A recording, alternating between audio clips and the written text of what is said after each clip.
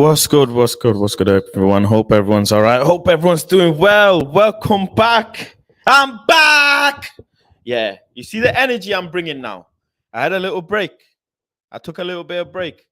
Um, Decided, football is gonna be locked up for a while. Let me chill out. Let me take it easy. Let me go ahead and recharge myself. Make sure I'm feeling good, make sure I'm feeling like I've got some things to observe, make sure I'm up to date with certain clubs, make sure I'm up to date with Ten Hag ball, listening to people, keeping my ear to the streets. You know what I'm saying? So yeah, but I'm back now. I'm back, man. Man City game next week. Big up Woodward saying Planet Fast to the world, baby. That's it. Suey. Suey. Yeah, man. We're live and direct. I had a little bit of time off, chilling, relaxing. Obviously working on some things, partnering up with some people to upgrade the studio and stuff. But yeah, I'm here, man. We're talking about Bruno's interview today, You know what the maddest thing is? The maddest thing is, I haven't actually fully read the interview, fully read the article. I haven't seen the video. Obviously, there's a video that he's done as well, so I've not seen that. That's the part one that's out at the moment. Part two comes out tomorrow, 7 a.m. So I'm gonna be doing a little reaction to Martial FC come outside. I'm gonna do the part two reaction tomorrow, but today is just doing the part one reaction, talking about the Bruno situation with his interview, talking about the Brandon Williams. Now, Brandon Huffy Hope corn from me today, man. Brandon was talking reckless. Brandon Williams was reckless. Yeah, that's what Brandon Williams was doing. Listen, someone needs to. Nah. Someone needs to actually go to Brandon and say, Brandon, chill out.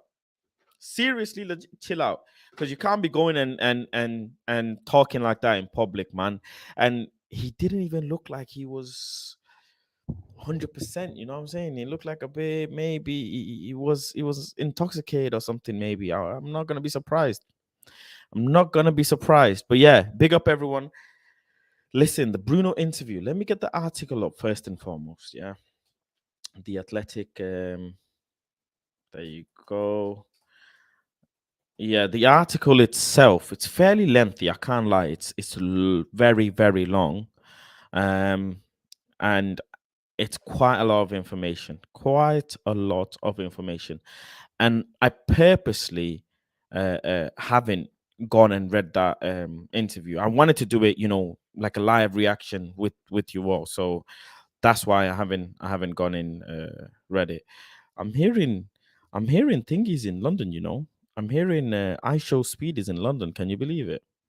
Man, like I Show Speed, the goat of this YouTube thing at the moment is currently in London doing. I think he's going to be doing something with the KSILO with the people them on some football games. So yeah, big up Mr.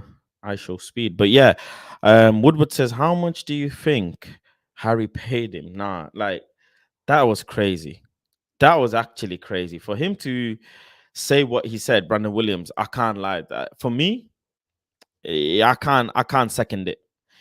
I think he's a good kid. I think there's a player in there, maybe not for Man United, but some of the way he comes across in some of the comments, yeah, if you ask me, nah, I can't take it. He says idiots on Twitter. I mean, we are the idiots on Twitter. You are, I am. We're all the idiots on Twitter talking about Man United. And you know what? The crazy thing is, we have the right. I have the right because I'm a fan of Man United. I'm invested in Manchester United. Players will come and go, but fans will stay. And that's as simply as I can put it, whether you like it or not. Fans will stay. Players will come and go every day. Every year, players will come and go. So you can't sit here and tell me otherwise. Ganso says sell both of them. I mean, sure, that's the majority. He can't sit here and say idiots, man.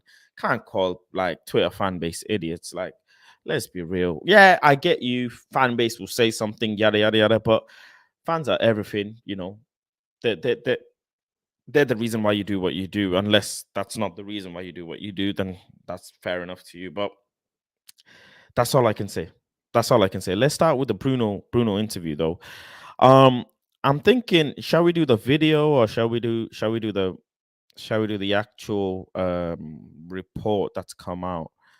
The actual report. Bruno Fernandes exclusive interview. Let me share the screen. Big up the members as well. Oh, you lot want the video? Okay, cool. Let me do the video then. Bear with me. I'll bring up the video. Let me bring up the video. Bruno Fernandes interview. Yeah, just finished. Just got done watching KG and Flex's show. Big up the band. Big up the man. Big up the family. Make sure you go and vote United View on make sure you go and vote him, vote Flex and United View on Instagram. I think the actual thing is called Football Content Awards on Instagram. So yeah, you can go ahead and vote. But yeah, let me there you go. The video's up. So let me share the screen. Big up everyone. Big up Just Hang Fire. Let me go ahead. Bruno Fernandez. There we go. Boom. That should be the yeah. Yeah, that's it. So let me just see. Hold on, people. Then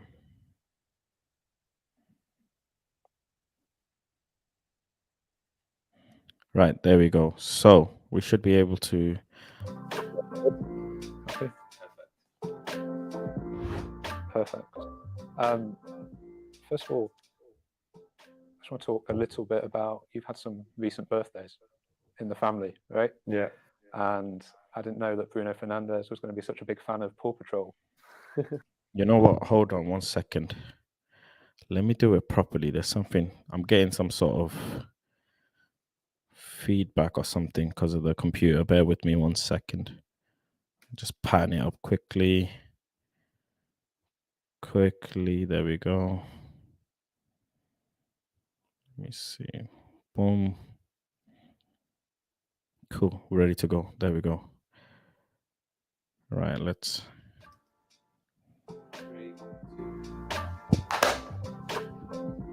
Okay. Perfect. First of all, I just want to talk a little bit about you've had some recent birthdays in the family, right? Yeah. And I didn't know that Bruno Fernandes was going to be such a big fan of Paw Patrol. No, obviously my daughter was already a big fan. Probably she's the biggest fan of them too. But obviously the other one is growing up. He has the toys of the sister, so I think is probably Paw Patrol and Spider-Man is the two ones that he's recognized more. At what age did you start to be crazy about football? So obviously all the mom says that, but my mom says even when I was still to born, I was already kicking her all the time. I don't know if it was because I don't like her or, but she always said that since I start walking, I was kicking balls and playing around. My father used to play on the Saturday with his friends, obviously old people on his 40s, 30s, some of my bigger cousins that they are really it was old when I was like 12, 13. I always want to play with them. Obviously my father most of the time he didn't let me play because when you're young you're a little bit, you don't think about, so you want to do all the tricks. Oh, you man are getting echo. Bear with me. Apologize for that. Hold on. Let me fix that for you. There we go. You should be all right now. Should be all good now. Fix all the stuffs, and when you play against old people they start kicking you. So my father sometimes he doesn't want me to play because also he was kicking me, and he was pretty strong when he was to about to kick me. So sometimes I play, other times don't. But with my brother, yes, I was always playing. He's 5 years older than me against his friends, so it was always good games for me to improve and to get better. But it's funny, people always say when new players, particularly from abroad, come to England, they might be surprised by the physicality and how strong the league and the players are. But you were playing against men when you were 12, 13. Yeah, that's what I think. I always said for myself, and I always said to everyone, like, doesn't matter if you are 17, 18, and you start playing for the first team, they will be older than you. Will always be people older than you. Even when you arrive at your 30s, can be always someone with 32, Yep. 33, or even 38, 37. So they will be older than you. They still have more years than you, more experience. So it's about you getting used to play against older people and try to be smarter than them. Try to understand what you can do if you are not stronger or if you are not quicker. What you can do, what you can use, what can be your weapons to beat them, to be better than them. So improve yourself. That's it. How much do you think about that before a game and then during a game? Because I imagine you will watch a clip of the player that might be marking you before the game, but then actually once the game starts, how much are you thinking, oh, I think I might be faster than him, I think I might be able to do him with a trick? How fluid is that? Oh, obviously, the manager always show us the base of the team, and so we can understand where will be the spaces, where. Let me understand this Oh, bit. He obviously, talks I about might the be faster manager. than him, I think I might, the game Hold on. starts. How much are you thinking, oh, I think I might be faster than him, I think I might be able to do him with a trick? How fluid is that? Oh, obviously, the manager always show us the base of the team, and so we can understand where will be the spaces, where probably will be better for you to be in position to get the ball, in position to get your shot, in position to get your goal or assist, or in position to create space for other people. So we always know what kind of player we're playing against, but at the same time, like, what kind of team we play against. But because sometimes it's more important to know the team that the player in, because the play can be subbed after 5 minutes or less. For me, that play as a 10 is finding the positions that are never occupied, or basically sometimes like the dead zones where no one can see you or no one can mark you, because if they mark you, they will create a bigger space in the middle of the pitch for other people. So for me, it's about moving around and understand the spaces that I can create or moving to. And you call them the dead zones, the death zones. Normally, I call that the referee zone, because normally no one marks the referee, so he used to be free. So normally, sometimes what most of the coaches say to the players that play between the lines, even the wingers when they want to come inside, the striker when he wants to drop, the midfielders, they always try to say the point where the referee is always a good point, because no one is marking the referee. Interesting. Very interesting. You use that, but you know that the position of the referee most of the times is different, because it can be a counter. Even when you're playing, sometimes it can be in the opposite side where you are playing it, and you cannot move from one side to the other side to get that space. So do you think the referees know that the number 10s are thinking where no, they are? I don't think so. But it's about Interesting. number 10, number 8 wingers. As I said, and it depends on the moment, on the way the referee whistle. Because, for example, Mike Dean, that is not whistling anymore, he was not. He was most of the times in the central of the pitch. So for us, it was not about getting in his position, because he was really central for the game. Because for him, probably was better to see the game. But for us as a position, that cannot be our position. So you have to find out where you can go. Wow. Obviously, for me, Okay. playing as a 10 is trying to be between the lines, between the midfielders and defenders, and try to find the spaces where you can be free to receive the ball and be dangerous for your team. Obviously, at the moment, I think it's probably fair to say it's one of the happier periods at Man United compared to maybe the last year or so. The last few weeks has been. That's an interesting comment by D. You know, I can't lie. That is a very interesting comment. Are these secrets not too much to expose? But then I wonder, D, how much of this is actually a secret and how much of it is known by managers? You know, these small tricks and thingy, whatever. Is this exactly a Ten Hag trick? Is this exactly a certain manager trick or whatever?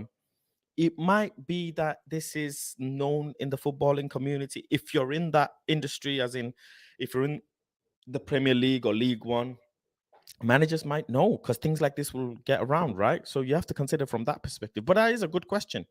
That is a good question. Big on member Liam as well. Ganso says you would assume that most managers know this stuff. Yeah, exactly. Like I was saying, you think that's the case. But yeah, fair question. Fair question. Been really encouraging. Four consecutive wins in the Premier League. I know you're going to say we're not getting carried away, but I suppose I just want to take you back a little bit to I was there against Brentford the second week of the season, and after 35 minutes, you look at the scoreboard and you see 4-0 Brentford Man United. What's going through your head at that moment? No, I said that after Brighton, obviously, and obviously getting that result again, even worse against Brentford, was really bad for us and for our confidence, because against Brighton we felt that we're playing really good, and all of a sudden we concede a goal, and you could feel it between us, between the fans, in the atmosphere, that was like getting back to the past. And everyone felt that the confidence get low again. Everyone was a little bit like, it's not like afraid, but not feeling the best to take the ball, to do your best, to trying to create something. You felt like sometimes you say the ghosts from the past, and against Brentford was even worse. Hey, yo, so this is where he mentions the ghost. Nah, I'm sorry, but I gotta replay this back. I gotta really soak this in. Felt that the confidence get low again. Yeah. Everyone was a little bit like, it's not like afraid, but not feeling the best to take the ball, to do your best, to trying to create something. You felt like sometimes you say the ghosts from the past, and against Brentford was even worse. We conceded a goal from nothing, and all of a sudden you couldn't see that the energy of the team was low, the confidence was low, and this was from everyone, not just one player, two players, and everyone in the team knows that Brighton and Brentford game was not the beginning of Brighton, yes, but not the rest, was not the standard that we can deliver. So obviously, I could feel it after Brentford on the training sessions that we were going to do something different. You know, I just want to point something as well on this whilst we're on it. I don't know if anybody's noticed this, but I this is my opinion. What I see is when Man United concede a goal, this so-called, ghost that Bruno's talking about. I've talked about it on United View. I've talked about it on many streams. I always go on about it. Once we concede one goal, something takes over us. Like there's a gray cloud over Old Trafford, or there's a gray cloud over wherever we're playing, and the players forget how to play football. They forget who their teammates are. They forget instructions from the manager. They just go into this zone where they're not themselves anymore. And now Bruno saying that makes me feel like I was watching and I was feeling the right feelings. I was having the right feelings all along when I was feeling that, you all know I always say this. Oh my God, I do not want Man United to concede the first goal, because as soon as we concede the first goal, it's problem.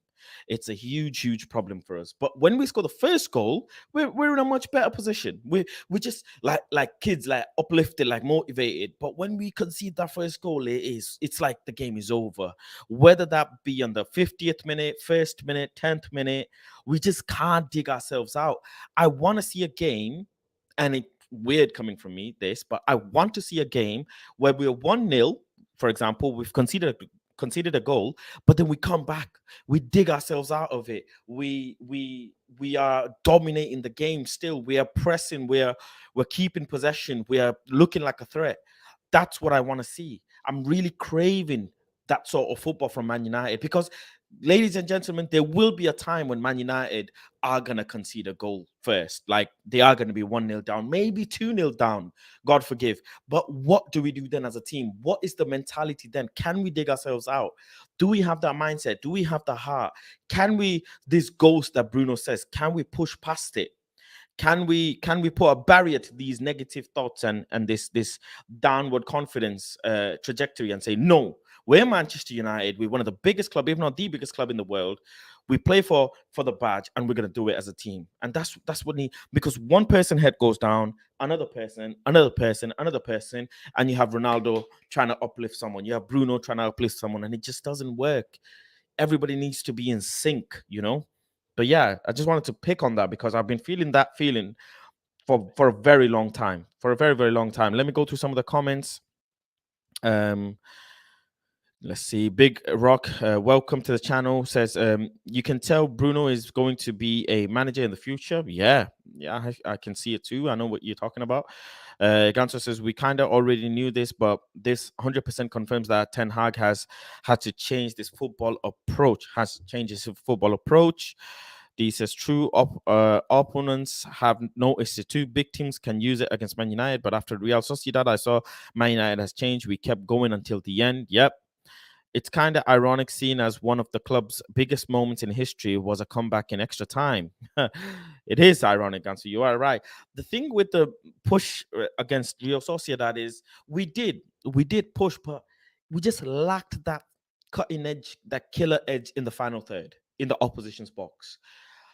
It's just that's where the killer was. If we had, and with all due respect, a player who could, have that killer desire, hunger, who's full of, I don't even want to say youthful, man. People take words literally, but just a forward and a couple of players with some magic in them, moments of magic. Jao Felix moment of magic, Neymar moment of magic, Griezmann moment of magic, Benzema moment of magic. These are high caliber players who have moments of magic. If they're on the pitch, something's gonna happen. Can't say that with Ronaldo at the moment, and I'm not seeing it from Ronaldo at the moment. So yeah, that's kind of my take. Let's continue though. Big up everyone who's watching. Make sure to smash a like on the video as well. Get the likes up. It helps the channel. And if you want to become a member, memberships are now open. Big up the members only community as well, and the members only chat. I don't know if we're gonna get the same different result because it was a big game against Liverpool. We want that. You could feel that everyone wants to change the momentum. But was everything perfect? Obviously, we get the first shot. Anthony get the post. After that, we scored a goal. So the momentum was for us. For the first tackle was our with Licha. You get the game on that. You get the fans go on that one. So you could see that the moment was there, and you could see that the team. The confidence of the team gets higher and higher, and we scored a goal, and we could feel it that we can be dangerous. We can score goals. We can be dangerous for Liverpool, and you could see that Liverpool was not taking that many risks. So they start to have the ball, but we felt comfortable also saying like we're compact, and we know when we recover the ball we can be a threat for them. And obviously after you get a good result, and from there we build the momentum. And after Just touching on that as well. You see how he says Licha made the first tackle. These are big points. Big up, Steph. Welcome. These are big points in a game where you are playing and you wanna make sure you have the first tackle. You wanna make sure you win the second balls. You wanna make sure you're looking dangerous. You're making successful passes. The first 10 minutes are so important in any football game. Whether that be professional or even yourselves playing in a 5-a-side, 10, 6 or 7-a-side pitch, yourselves. The first 10 minutes is so crucial. Getting your touch right, settling in on the ball, making sure you get a couple of passes right, making sure you're comfortable on the pitch.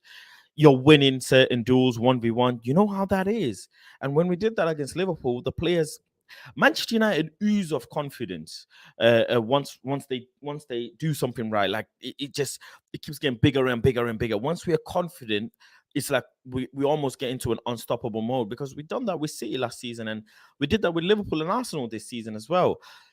One of my things is, and I wanna pick this up, when Martinelli scored against United and that goal was ruled out because of that foul, I was stressed. I was very stressed. I was like, what do we do now? Arsenal at the moment, as much as I hate to say it, they're not a joke team right now, the way they're playing. So what do we do? How do we deal with a team like Arsenal giving us one straight away? The goal gets ruled out, and you see players' confidence go from this, boom, back up again. Like, okay, we're still in this game. Nobody scored. We're still in this game. And then obviously we go and do the damage. So, yeah. After the Brentford game, that was, you had a week basically to prepare for the game against Liverpool. And I think most people outside of United, outside of the training ground that week, were thinking last season 5-0, 4-0, you lose first two games.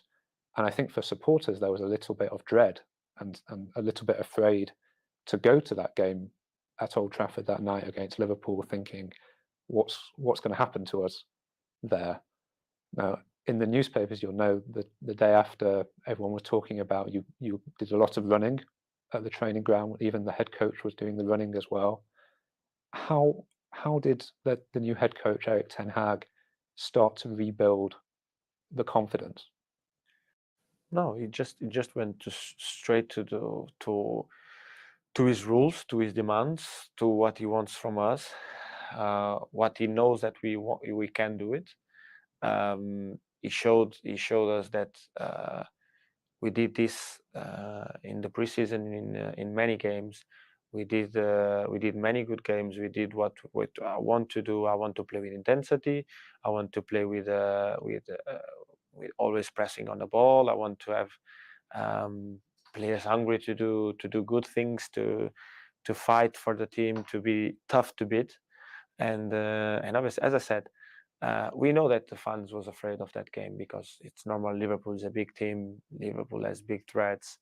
No one was expecting Liverpool to come to our home and lose that game. No one, even if someone more a part of us in the dressing room, if someone says no, I knew it that United was going to win that game, is a lie, because no one was betting. If even if you know that you can get a big amount of money on a bet on Man United, no one would bet in Man United in that game.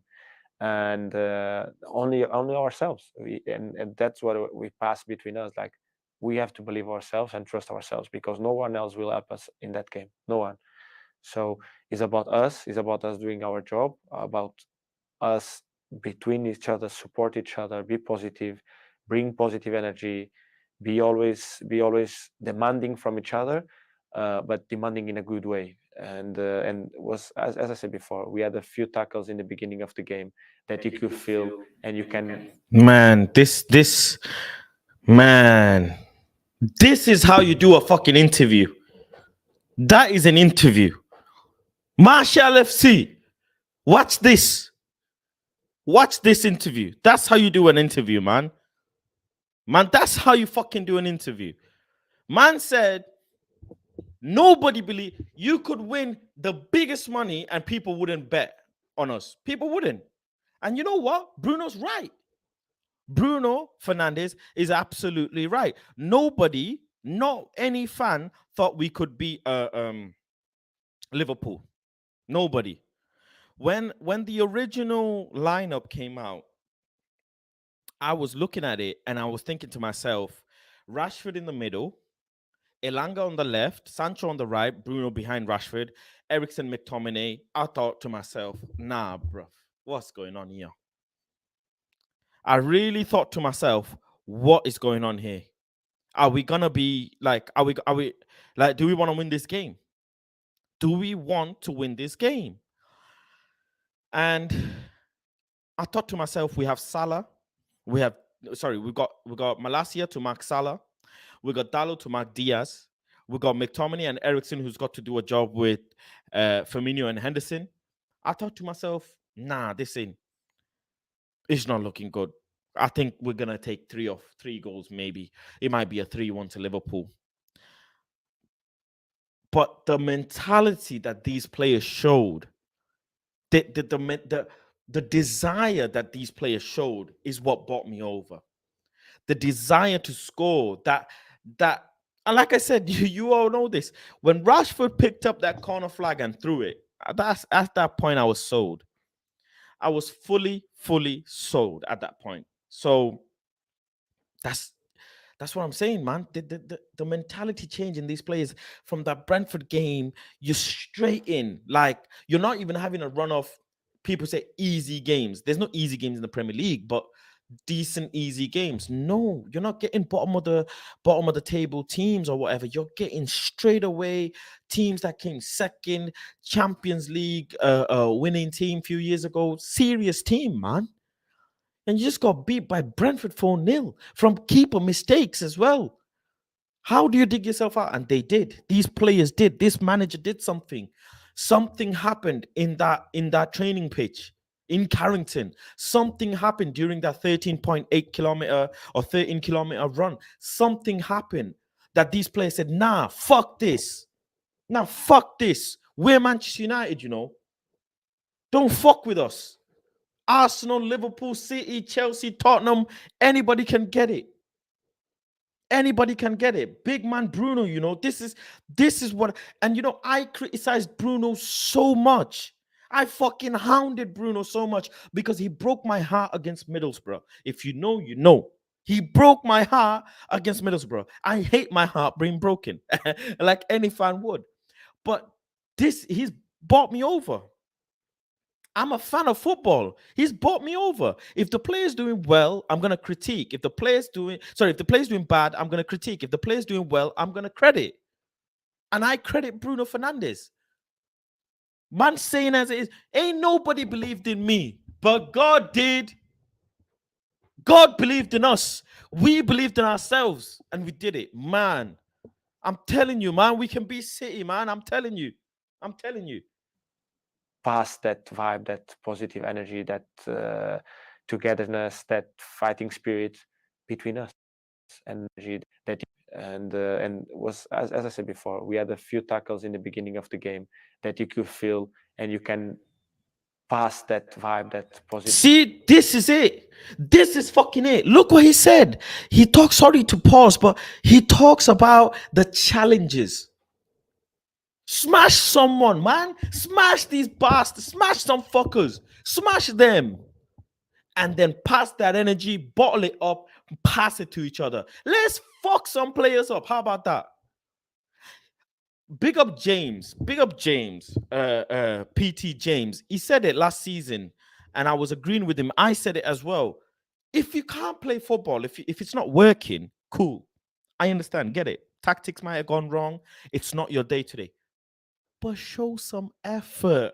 Win some challenges. Kick someone, man. Yeah, that's it. Kick someone. Show me the desire. Show me you want to give it 110%.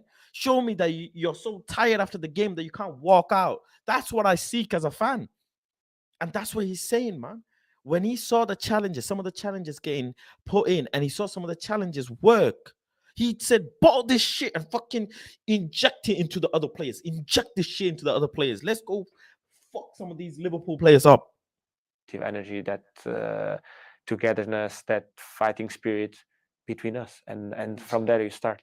And certainly, I mean, you mentioned Lisandro Martinez, the intensity and energy that he brought. I don't think I've ever heard the height of a player mentioned so much since he joined the club. What do you think he's brought to the club, and what's been your initial impression of what he's done for the team? Also, obviously, he brought, as you see, he's really aggressive on the ball. He's a kind of an Argentinian player, Argentinian center back. They always like that. They have that fighting spirit, but also quality on the ball. He has showed that. Obviously, that can be good and can be bad, because in the beginning I was kind of like that and was really good for everyone. And obviously, when you get with some games and you get not the results, everyone will blame you for doing that. Everyone will saying that he's not good enough. Why he's shouting? Why he's tackling? Why he's going against him? Why, But I like that. I like his. Hey, did you pick up on that?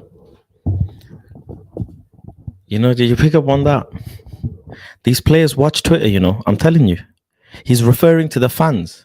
He's saying, when I was doing the same thing back then, people were cheering me. Big up Merrick. People were cheering me. When I was doing this shit, ball carrying and all this shit before, people were cheering me because things was going well. Because things were going well. But when things ain't going well and this shit happens, people are blaming the same thing that I used to do, which is right, Bruno. You are right. And we apologize for that. We apologize. When things are going well, the same things you did when you were bad get looked away. They get looked away because things are going well. We're winning, we're keeping clean sheets. So if I'm there complaining about what you did then, fan base will say, well, why are you complaining? We're winning. Shut up. Shut up and carry on. So kudos to you, man. Now kudos to Bruno. For real. And kudos to him for crediting Martinez as well. Energy on the pitch. I like him to be aggressive in that way. I like him to shout. I want him to be tough to beat. I want him to be against the defenders, against the strikers, like he does. because this is what I get as a number 10. They do this to me, so I want my teammates to do the same for the other teams.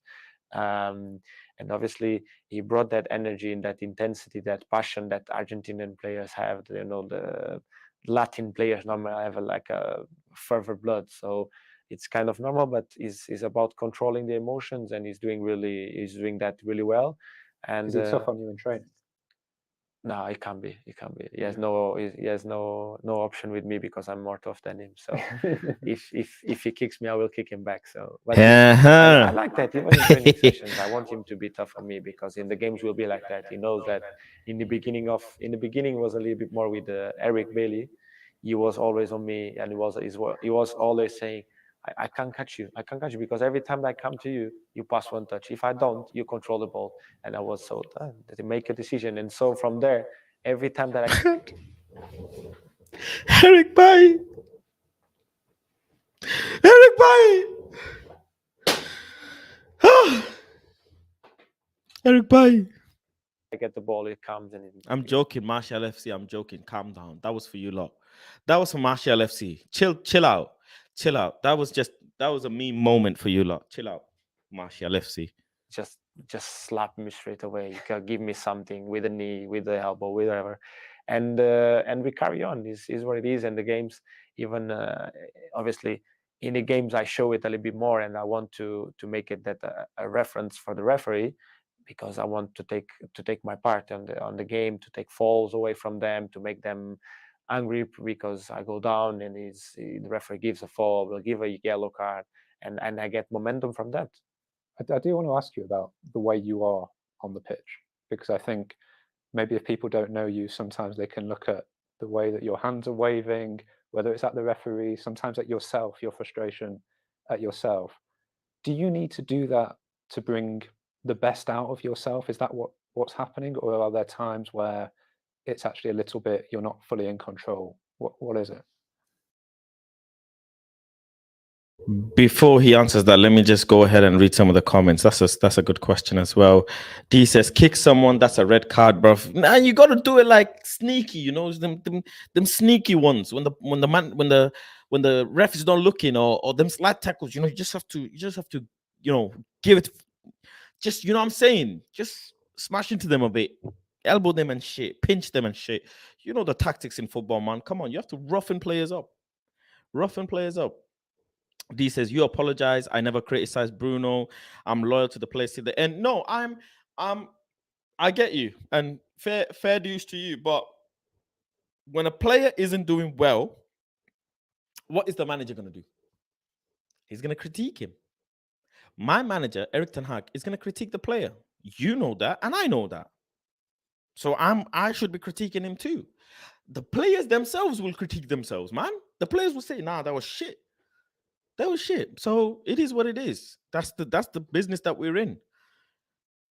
Shots at Margaret, in my opinion. Yeah. We'll come to Margaret.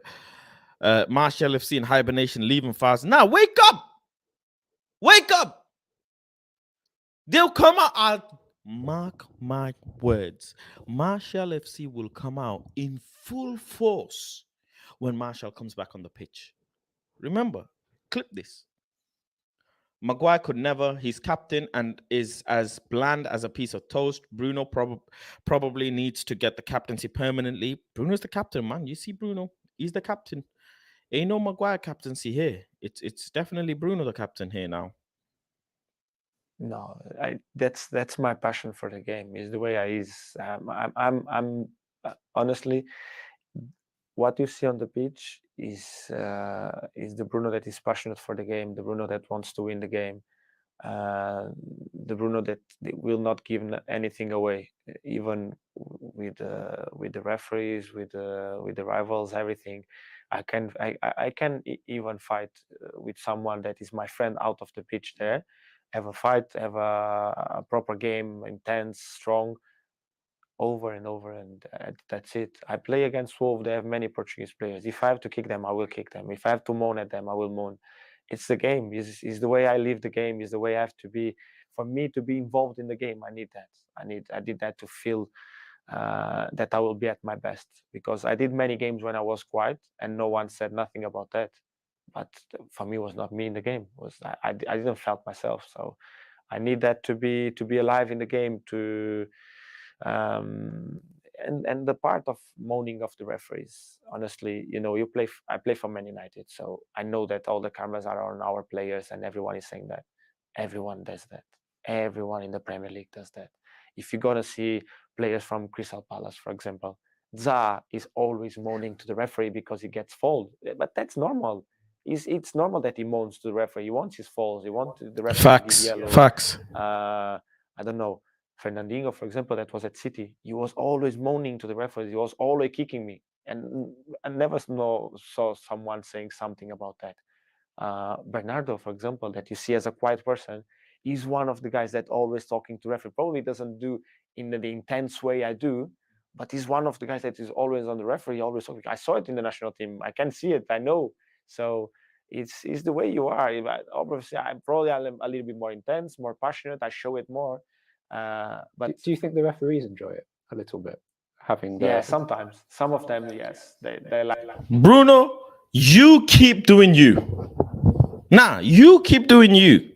Because I've actually not had an issue with that. I don't know why people have an issue with that, but I've never had an issue with Bruno talking to the ref and complaining a little bit. It's part of the game. It's part of the tactic. It's part of the slight, it comes on the dark arts where you're, poking and prodding the referee to sway them into giving a decision your way. So no, I'm cool with it. I'm cool with it. No, you do you. You do you. Happy with like that. the way I am, and they kind of joke with that also sometimes. One of the referees, I don't remember who was, he said, "Oh my God, Bruno! Every time that you're winning, you're such a good guy. When you're going losing or drawing, oh my God." I will say this. Probably you have to cut this. You are a pain on my ass, and I like that. I want to be that. I want to be there. I want the referee to feel that I'm there, pressing him and always talking and shouting at him. Is the way I live the game. Yes, honestly, the thing that most of the people say, waving with the arms for my teammates, that's never happened. That's is completely lie, because I can be using my arms to ask the ball, to tell them something, to move the ball to this side, see that side, but never in a bad way. I will never do that. I can shout at someone because if he doesn't pass the ball when he has to do, or because he didn't take the best decision. If he goes 2v1 and he doesn't pass the ball to his teammates, yes, I will shout at him. I will be angry at him, because I think that's quite normal. There just should be. And that's part of being a demanding team. That's I demand a lot from me. I don't demand more to anyone than myself. But because I demand so much from myself, and I know that my teammates demand from me, I demand from them, and at the same way. And I demand it for me in a good way. And I always said to everyone, if anytime you don't want me to talk to you, you don't want me to shout at you, you don't want me to help you, you can tell me, and I will be quiet with you in the game. After, don't tell me that I don't call you man, or I don't call you to pass the ball. You tell me where the way I want to be. Listen, Bruno is Bruno. Every player is unique, and every player has their own way of expression. And I don't like what Bruno. I see how it comes across. Let me try and break this down from my perspective. I see how it comes across. When I'm at a game last season, right, and I'm seeing Bruno shout at Fred, and I myself am thinking, you're shouting at Fred, and Fred gets demotivated. I've noticed it. I've seen it with my own eyes. Fred gets demotivated when Bruno shouts at him after Fred's done a mistake or a challenge not gone their way or whatever. And I thought to myself, well, Bruno, if you're not uplifting and you're constantly bashing this guy in the midfield, he's not going to be happy. I can only speak from my own experience. When I'm playing football, if someone is shouting at me constantly for a mistake that I've made or a challenge that didn't go our way or whatever, I'm not going to be, my mind's already going to be a bit messed up. Like I'm going to be on the edge thinking I don't want to make a mistake. My captain's going to shout at me again, or the guy is going to shout at me again. But then when I'm doing something good and people are cheering me on, I get more and more confident. It's about managing relationships. It's about managing how you talk to someone, how you communicate with someone. Whether some people respond to shouting, some people legitimately respond to shouting, some people respond to uplifting. It's just how things work. But Bruno is Bruno. Just like Bruno has to understand for example, Fred has to understand Bruno, and it's just a team building thing. I don't think it's a big of an issue, because what you see in the game, if things don't work, people are going to be on the edge either way. People are going to be reacting either way. So it is what it is. That's just how the person he is. He shouts and he's vocal, he's passionate, he's shows his arms and whatever. He is what it is. Let's just go through some of the comments quickly. Bruno out here snitching, says Ganso. Joke, but Man United tax is crazy. He's speaking facts. No other English club gets it like us. That's true. That's what makes my captain unique. Yeah, big up. D says, but people have an issue with Ronaldo's hand swinging and reaction. This is an interesting one, D. I'll say why I have an issue with Ronaldo sometimes swinging and whatever. Ronaldo, first issue, he falls over way too easy. So you automatically, in my eyes, when I'm watching you live at the game, when I'm in the stadium and I'm seeing, right, you could have smashed into him a bit more. You've not smashed into him a bit more. He's pushed you over slightly. You've fallen over and gone flip-flopping, wow, all this, big like this. And I'm thinking to myself, okay, you're upset, but okay, let's get on with it. Countless times, I've seen Ronaldo fall over after a slight push and stay there. The guy just stays there. When things aren't going well, get up, man. Get the intensity going. Okay. You've been challenged, soft or hard, whatever it is, you're falling over. Next time the defender comes to you, get the better of him. That's football. Get the better of him then. Start giving him headache. Gabriel Jesus gave Varane a lot of headache in the first half. But in the second half, Varane said, now, hold this. How about now? Start slapping him, moving him, pushing him, XYZ. So that's what I'm trying to say. Do the same thing now. If you're falling over too easy, make sure you be a bit physical back. Games are going to be physical. You're trying to call every single foul, this, that, the other. It's a bit too much sometimes. I expect you to, as a striker, though, I expect you to be a little bit more aggressive. Just a slight bit more. So that's my thing on Ronaldo swinging and reactions. And also Bruno swinging and reactions. Bruno runs around like a madman and challenges like crazy. His interceptions are clean and cool. He loses the ball, sure, but his mentality and mindset is let's go and fucking and do some damage. Whereas Ronaldo, as much as that might be his thing, but when it comes to getting pushed, the guy needs a slight push and boom, he's down. So yeah. Mikel Arteta loves Arsenal. Big up and welcome. Ganser says people like to make bigger things out of nothing. 100%. Very much agree with this. Fast, tell me why Owen looks like John O'Shea lookalike. I'll pass this message to Owen. Big up. Let's continue with the video. We just passed halfway. And I had a conversation, for example, with Tyrell the other day after the Leicester game. We have some play. We have the ball. He's coming through with the ball. Obviously, we're winning 1-0. We have to rush. We have to have the ball. And he's trying to have the ball. He did it in a good way. He passed it to the side. He wants to keep the ball there, but I was completely free in the other side. So because Leicester moved so much to that side, he could just switch the game. And I have the ball on that side. They will come again. We'll make them run, go backwards, go to that side again. And I was sometimes in the pitch, you have to shout because you cannot hear the people. It's too far the distance. And I was playing right winger. He was left back. So the distance was really big. And I was saying to him, Ty, just put your head up and look to the other side. And he was like quite angry because I was talking to him, and because he didn't understand what I was saying, He just sees you going. Yeah, asking like. And at the end of the game, I went to him and I said, I put my hands on his head. I put my head with him and said, when I talk to you, I'm not shouting at you. I'm not doing it in a bad way. I was just saying to you to switch the game. And he said, yeah, sorry, I was tired. And I said, don't worry about that. For me, it's just communication. We have to talk. It's about that. He said, yeah, you're right. Sorry.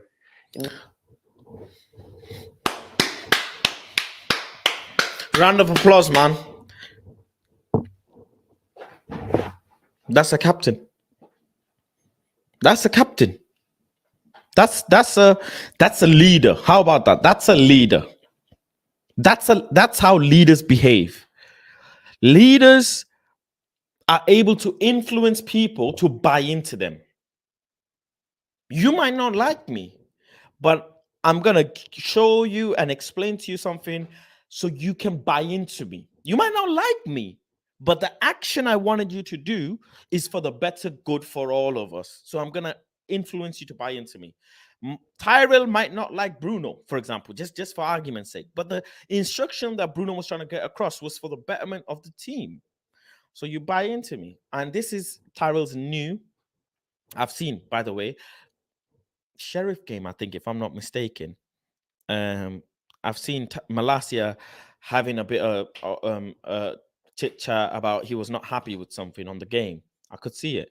But Tyrell is new as well. He's new into the squad. He's building his relationship. It's not even been 6-7 months. He needs some time. He needs to grow with the team. He needs to grow with the play with the players, with the manager. And you know what? These small bits of moments are very, very important to a player like Malasia because he's performing well and he needs to grow. He can't be going on the decline. He needs to be consistent and going on an upward trajectory. And to do that, he needs to be building relationships with players that are in the squad and with players that are going to stay in the squad. Bruno Fernandes has a 4 or 5 year contract. He's going to be staying in Manchester United. Malasia and Bruno need to have a good, long-lasting relationship for the betterment of the team, and this is very good. Next time now, Bruno speaks to Malasia. Malasia will understand. Maybe he's not shouting at me. Maybe he's trying to give me an instruction. I need to listen out. I need to understand what he's trying to say. Sometimes when you understand your colleagues so much, they don't even need to say anything. They look at you and you know what they're trying to say.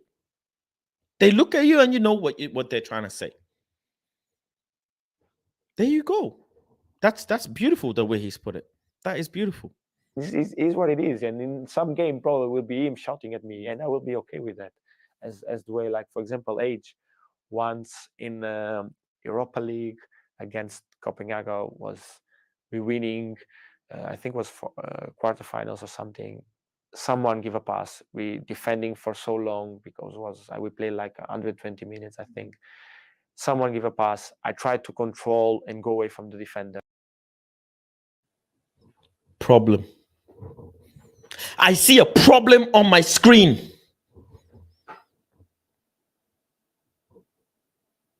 He's the problem on my screen.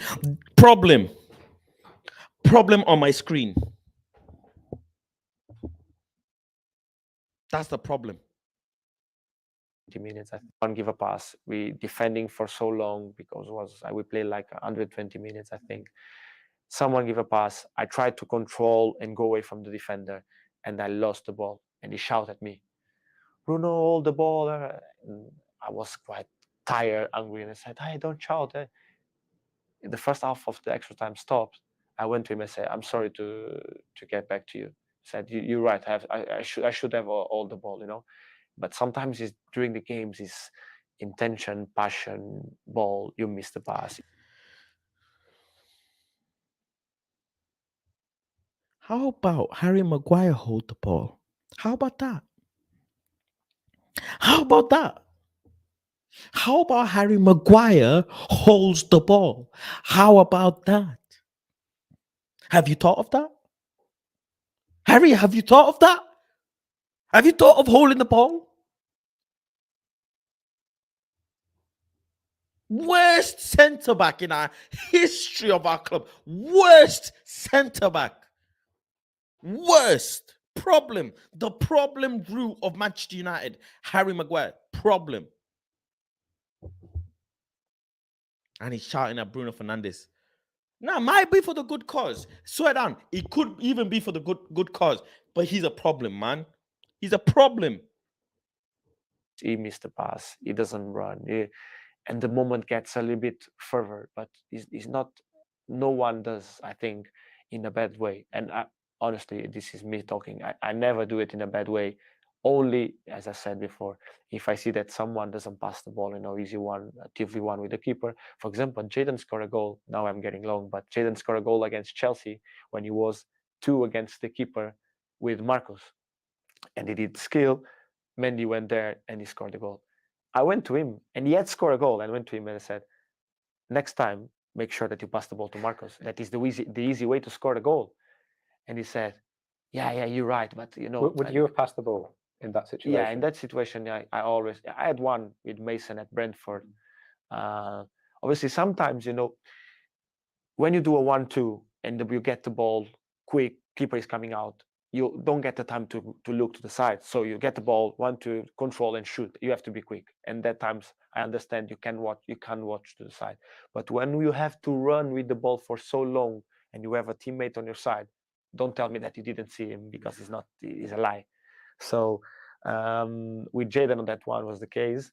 But anyway, I said to him, "You score. I'm happy for that. But next time, make sure that you pass the ball to Marcus." Nah, that's captaincy. Captaincy. Good on him, man. Good on him. But good on Sancho for scoring as well. If Sancho didn't score that goal, yeah, he's looking peak. I'm telling you. I'm telling you, it's looking peak. Let's read some of the comments. 100% captaincy mentality.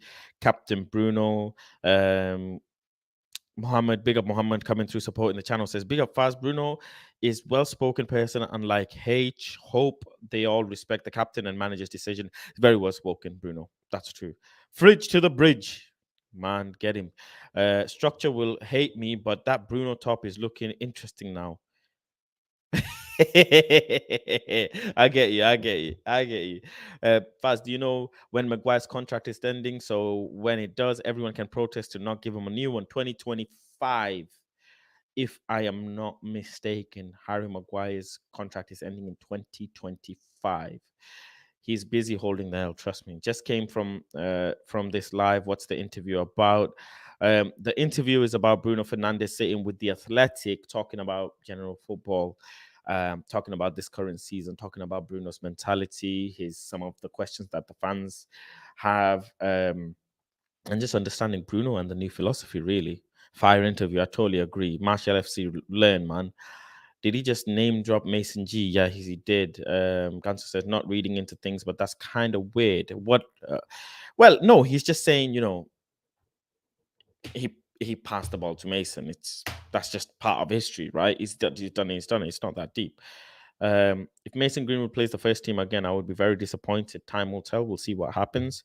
Yeah. Okay. Let's continue. I want to talk to you a little bit about when you first signed for Manchester United, because you'd had a fantastic season. I think the year before with Sporting, you I think scored over 30 goals from midfield. 33. 32. They take one away from me, but that's okay.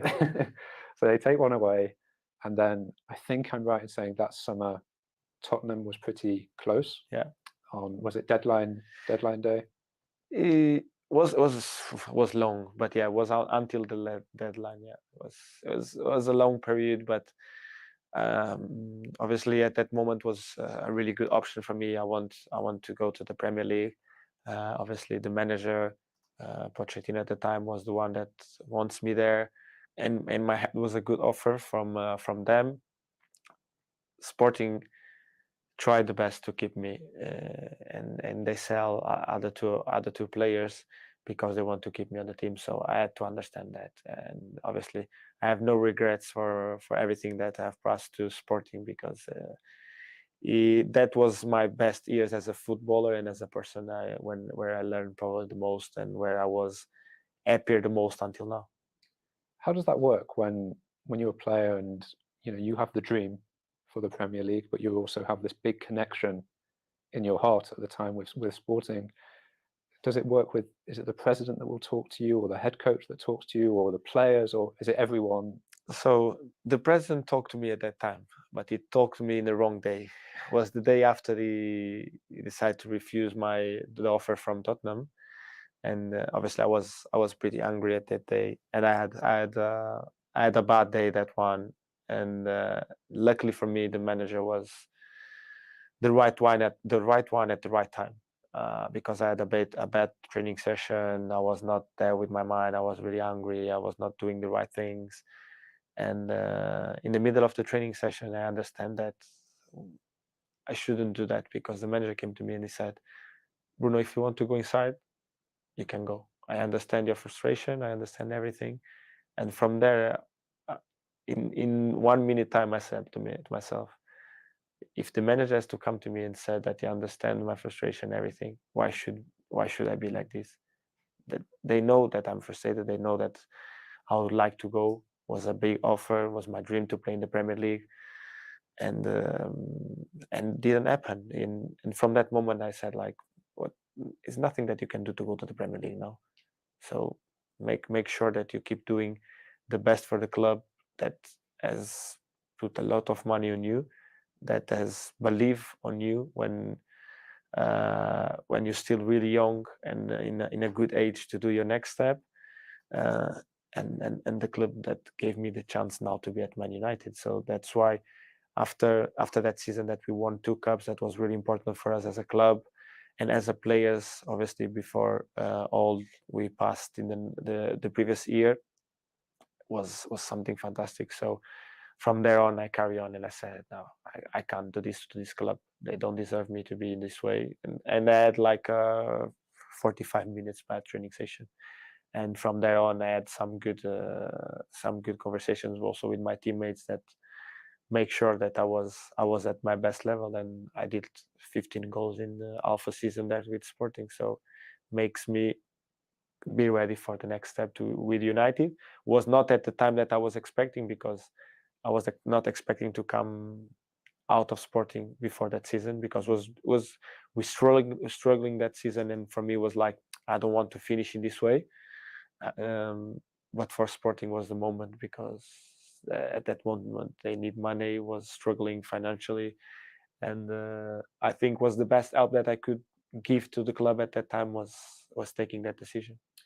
And this is then January. That's a big one, that for him to obviously not go into Spurs and him being happy because he wanted to move to Premier League, but it worked out okay for us, and he's the Bangkok champion right now, so I'll take that.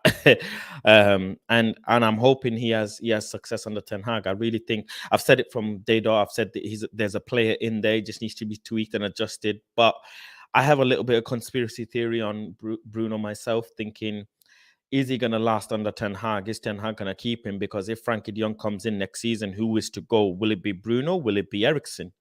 Someone has to make space for that Frankie de Jong space in that midfield, or someone along that line who can carry the ball really well. That midfield flair, that midfield ball carrier is crucial for Ten Hag ball. So who's going to be that person? Let's go through some of the comments quickly. Spilling Media says Bruno Fernandes needs to go. He has a lot of flair in his game, but no winner's mentality. We need Donny to play in this position, or buy Pedro or Gavi from Barca. They need to sell anyways. Man, that's a big statement. Spilling Media, that is a big statement. Let me tell you why. Because Bruno's contract is a long-term contract right now as it stands. Gavi and Pedro both have a €1 billion release clause, if I'm not mistaken, each. If I'm not mistaken, they'll both cost around 170, 150 mil each. Donny is nowhere to be found. Donny is also injured. Donny's what do you want to call it? His loan spell was injured kind of time as well, and I don't know. It's just not looking good with Donny. He's had some minutes in the season, very few, and it's not looking the best. Ten Hag is having success with the squad he has, and he's keeping it as it is. Why would he want to put someone in there and risk it?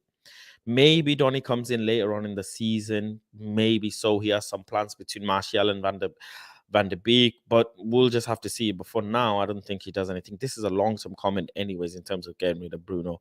Right now, Bruno is looking good. Right now, everything is looking in an upward trajectory for Bruno and the club. So keep it as it is, if you ask me.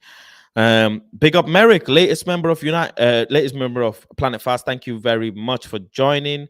Big up to yourself. I'm gonna go ahead and add you to the members only group chat, where you can also join in the streams. So the people watching the stream, don't worry, I am going to be dropping the StreamYard link after this interview is done for you guys to come in and have your say on what you think of the interview and what we spoke about so far. And then after this interview, we'll go in and talk about the Brandon Williams interview as well. So big up Merrick. Appreciate the support and welcome. I'll add you to the group chat soon.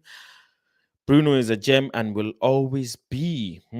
Okay, I agree. He's a gem. If you ask me, I think it just like I say, it just needs polishing and tweaking. And there's a player in there because remember Bruno's first season, man was banging in goals, penalty, outside the box, whatever you want to call it. He was a killer back then. So he just needs to come out of his shell again. Um, Paladin says, I disagree with you. Bruno does have a winner's mentality. Let's be honest, Bruno is the best player in United currently. He has a lot of qualities. Best player? One of the best players. I mean, he's up there, definitely up there. Ericsson is up there, Martinez, Malacia up there. But yeah, I get it. De Jong is going nowhere. Probably not. You're right. Donny should go. He's wasting years at United. Yeah, he's not even getting bench.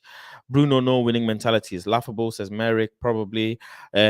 Spilling Media says, I love to put some heat in the comments, man. Faz. Bruno is mid and a bench player. Manchester United needs winners players like Adeyemi, Harvey Barnes, Mukoko. Man, damn, son, Spilling, man. Yo, you know what? I would love you as a member. We got a members only chat, a group chat, and there's a space for you in there. If you ask me, there is a space for you in there. People are not liking your comments, man. People are saying certain, yeah, they're just not. But it is your opinion at the end of the day. 2020, and obviously Ole Gunnar Solskjaer is the manager at Manchester United at the time. I think he and Mike Phelan, the assistant manager, came to watch one of your games at the start of January to watch you in person. And actually, one of the things that I think we've written previously is that they actually liked, even though I don't think you had necessarily the best game that day. I think you played Porto, and I don't think you had maybe the best game, but they liked the personality that you showed on the night. When did you start to realize you're going to sign for Manchester United? Was everything really quick. I knew it that was something going on in the last 15 days because my agent knows. I always have said to him, don't talk to me until you have something to me to sign, and I can decide yes or no, because I want to be full focus on football. I never, honestly, the first time that I spoke with a club for a contract was here at United because the club asked to speak with me. I never spoke about. My agent always did everything. I know that people probably will say, "Oh, the agents, they always take money for themselves." They will take money for themselves anyway because it's the way he is, it's the way he works. Nothing you can do. But I really trust my agent, and I think that he will get the best from me. And so my job is to maintain the focus on that, and his job is to get the best he can from me. So I never did anything like being on the meetings as a contract and stuff. Never did that, and for me it was okay. Even when I did my renews at Sporting, my first contract at Sporting in Italy, everything, and none of that times, just this time because the club asked to speak with me. If not, was him doing everything.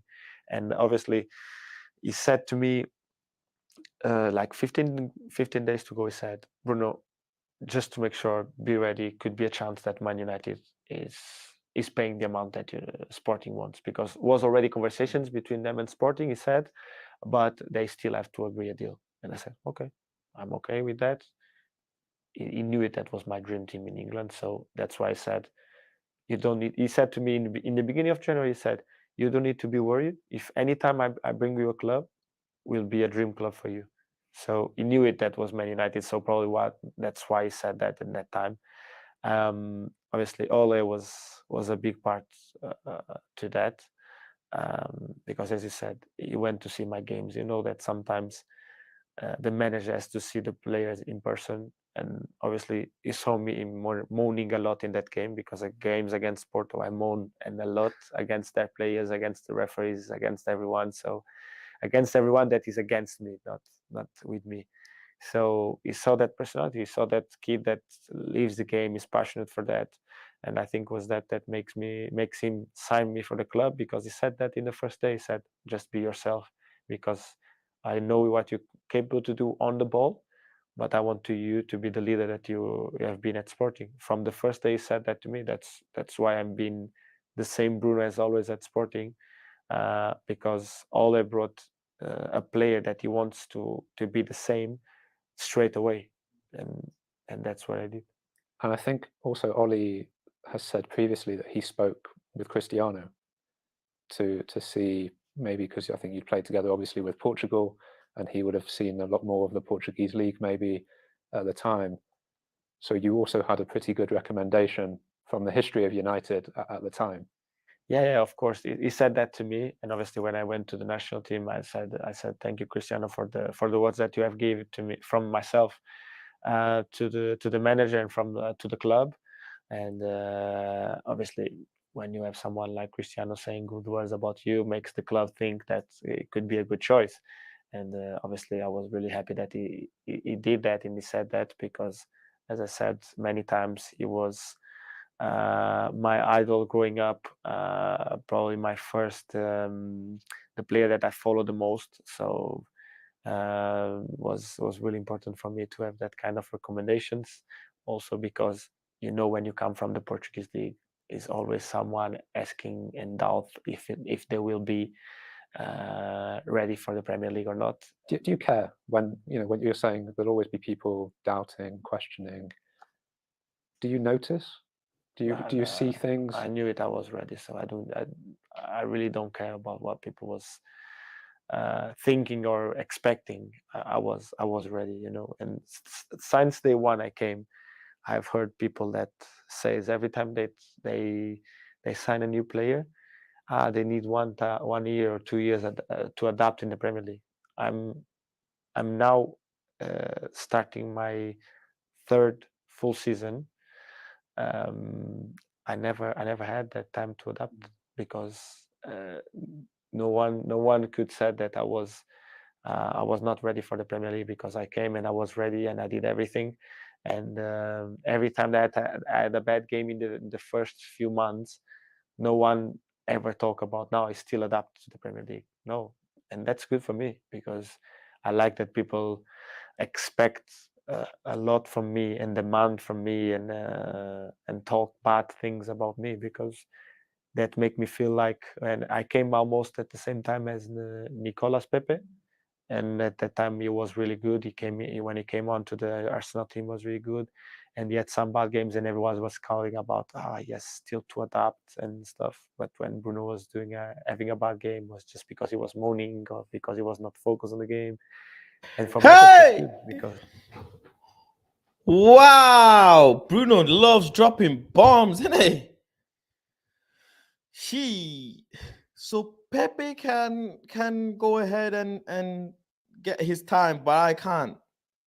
Nah, man. Bruno. And look who's still here. Look who's still here. Where the fuck is Pepe? Where's Pepe Peri Peri now? Where is he? He's not in the Premier League, no? He ain't. He ain't. Good luck to him though. But Bruno loved dropping bombs. I tell you that, man. Bruno fucking loves it. That was solid. That was solid. they knew it that I was ready, so they could feel it, and that's why they was demanding from me. There you go. That's the first part. Anyways, out the way. That was the Bruno Fernandes Athletic interview. Part 2 comes out tomorrow, 7 a.m. if I'm not mistaken, UK time. That's what it says, anyways. But it comes out 7 a.m. But yeah, let me go ahead and drop the StreamYard link in the members only chat for me to see what you all are saying. Bear with me. Bear with me. There you go. There you go. Yeah. So that's in. If you're a member, you can now join into the stream, come up and have your say. So yeah, big up everyone. But that was a good part 1, if you ask me. I can't lie. I definitely enjoyed that interview. Definitely enjoyed that interview. I have a lot of mixed emotions in terms of players giving interviews. I can't lie, but it is good. It is good. I think, have I bought into Bruno more? Yes, that's for sure. Am I gonna look forward to seeing how he performs? Yes. Am I gonna continually critique him? Yes, because we know what his abilities are. We know what he's gonna do. But I still have this theory that Ten Hag gets rid of him. I don't know why I have that theory that Ten Hag gets rid of him. Right now, obviously, we paid about £46 million for him, plus the bonuses and add-ons, which can make you up to, if I'm not mistaken, 60 something million, 60 odd million for him. And currently he's valued around 85 million, if you ask me. And as the season goes on, he'll be valued at about 85, 95 million anyway. So yeah, yeah, it was a good interview. It was good questions, good understanding. He's very much aware of things he does, things that are in the media, things that are in the public. Fans, what are they talking about? He clearly keeps his ears to the streets. He clearly understands that, and it's refreshing interview. Very, very refreshing interview. None of this. I'm not an actor. I'm not this. I'm that. Clean and whatever. But people talk how they talk. Martial talks how he talks. Bai talks how he talks, and Bruno talks how he talks. These are individuals with their individual personality as well. Big up, Space Kid. Welcome to the stream. One of the members. How you doing? Hope you're doing well, bro. Hey man, it's a beautiful Tuesday. Sun is up. So I'm gonna just get straight into it. First of all, Bruno Fernandes, the way he conducted himself in that interview is how we all want our leaders to, and what, irregardless, irrespective of what position they are in life, that's how we want them to talk. Be accountable, be professional, you know, be yourself, be respectful to those in front of you. And I just love that interview. Martial, Lukaku, and Margaret, please take notes. This is how you conduct yourself in an interview. You know, this what helps. This definitely helps. Brandon Williams, what was going on with Brandon Williams? Was he faded? What was going on? Was he I haven't played that interview just yet. For now, we're just wrapping up the Bruno Fernandes interview, and okay? then after that, we'll go ahead and speak on the Brandon Williams interview. Okay, cool. So back to Bruno. So when is it okay for someone to be demonstrative on the whether it's on the side, the pitch line, or the sideline? Because Tom Tuchel does it all the time. Diego Simeone does it all the time. Jurgen Klopp does it all the time. I see Pep do it. When is it Mm. appropriate for players to do it? Because you say that you don't like it when Ronaldo does it because of his actions afterwards, which I understand, which you alluded to. I respect. Bruno does it. Zaha does it. Who else really? Who I'm trying to think of who really is always being demonstrative. I can't think of players right now, but there are players out there. First, turn your phone on the side so we can see you clearly. But you're right. You've got some points there. What I'll say though, look, like Thingy said on the comments already. Mo said that interview was so calming. He won't throw in any jabs. He was just proving some points. It was being clear, concise, and it was an overall good interview. But talk to me in terms of what did you take from that part one of that interview? What is your exact like understanding of what you've seen and heard?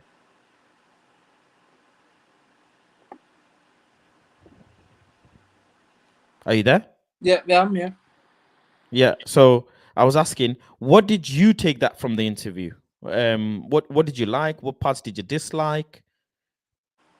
I think my favorite part was what we all saw and felt going into the Liverpool game, but more importantly, the first few challenges.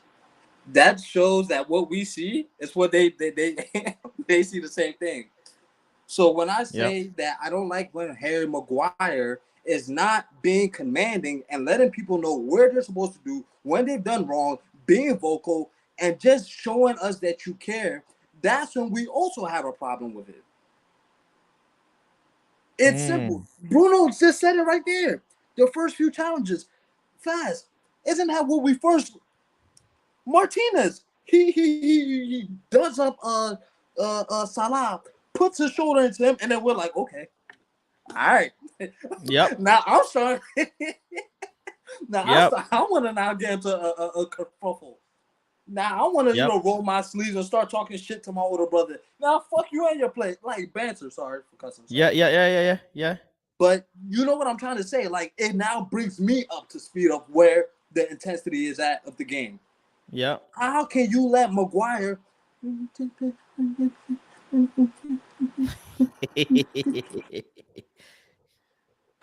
We're not at a tea party, bro.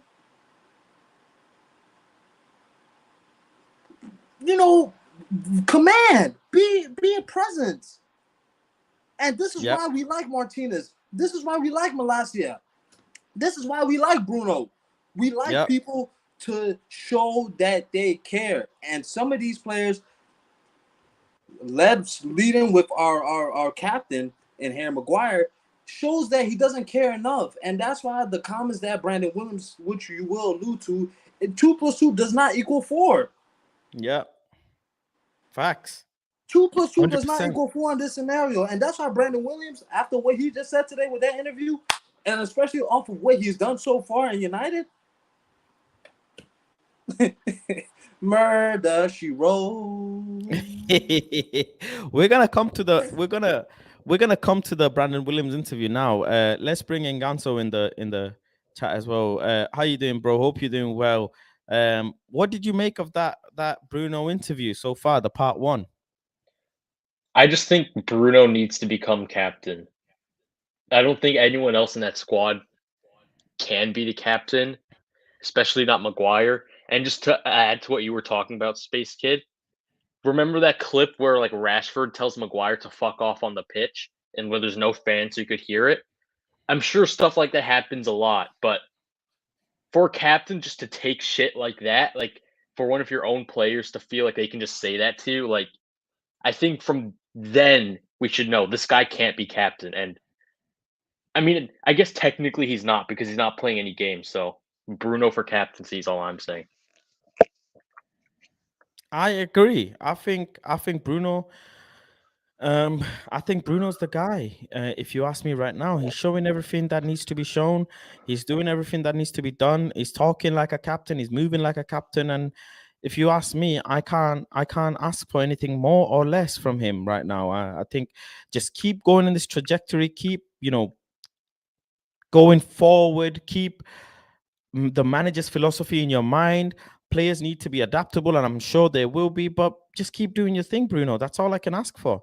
And Merrick, if you're watching as well, and if anybody becomes a member, make sure to DM me so I can add you to that members only group chat and you can join the stream as well. So yeah, make sure you drop me a DM. But yeah, I think looking at all the players, we said Ronaldo should be captain. We said he's the number 1 guy. He's the player that everybody will look up to and yada yada. But I think looking at this now, Bruno isn't a bad captain at all. Are we okay to expect Bruno to be captain and lead this team? You know what? At first, I wasn't coming to this season because I didn't like. I also took it as he was also consistently whining. I don't have the match going experience like you do, Faz. A lot of us don't. So we can't understand the context behind such demonstrative actions and motions. I'm not a body language expert. All I see from the TV or my telly is what he's doing this, doing this, doing this. And I'm like, okay, so what's going on? Like, who's he about to fight? Now that I'm getting a bit more context behind that, he's not berating his fellow teammates. He's actually just letting them know, like, where to go, how to do this, if they should have made that decision or that. You know what? Right now, he's a perfect captain. De Gea, he's been here the longest, but ultimately, I think his time is passing. He has to go within these next 2 years. Margaret, I don't even want to talk about him. I don't even want to talk about Margaret. We all are on the same line with that.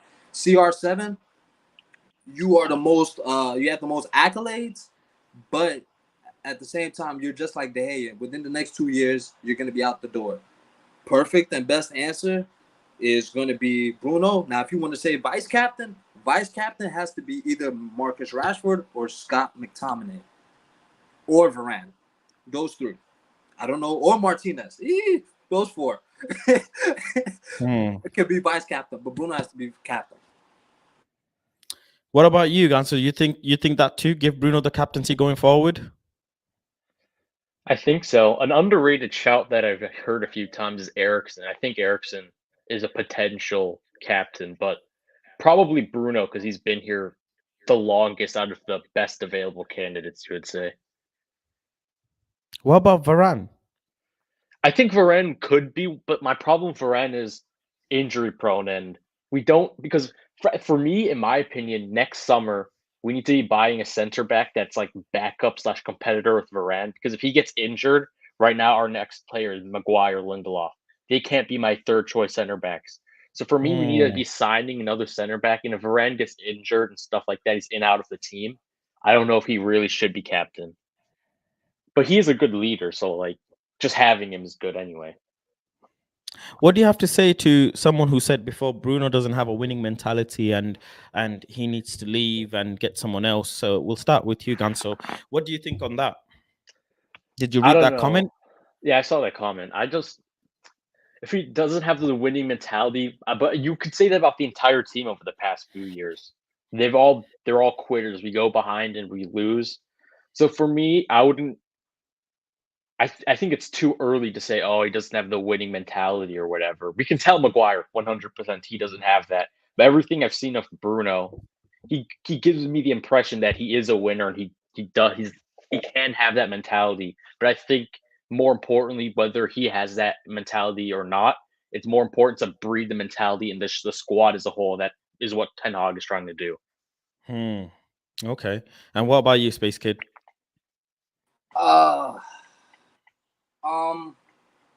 Actually, ask the question one more time, please, so I can get my thoughts going. The question was that comment that the previous viewer was making. Let me just bring up the comment as well. Actually, no, that wasn't it. Let me see. There you go. Bruno Fernandes needs to go. He has a lot of flair in the game, but no winner's mentality. We need Donny to play in his position or buy Pedro Gavi from Barca. They need to sell anyways. All right, how do I say that name? Spilling media. Spilling media. You are waffling right now. All right, this is how I know you're waffling.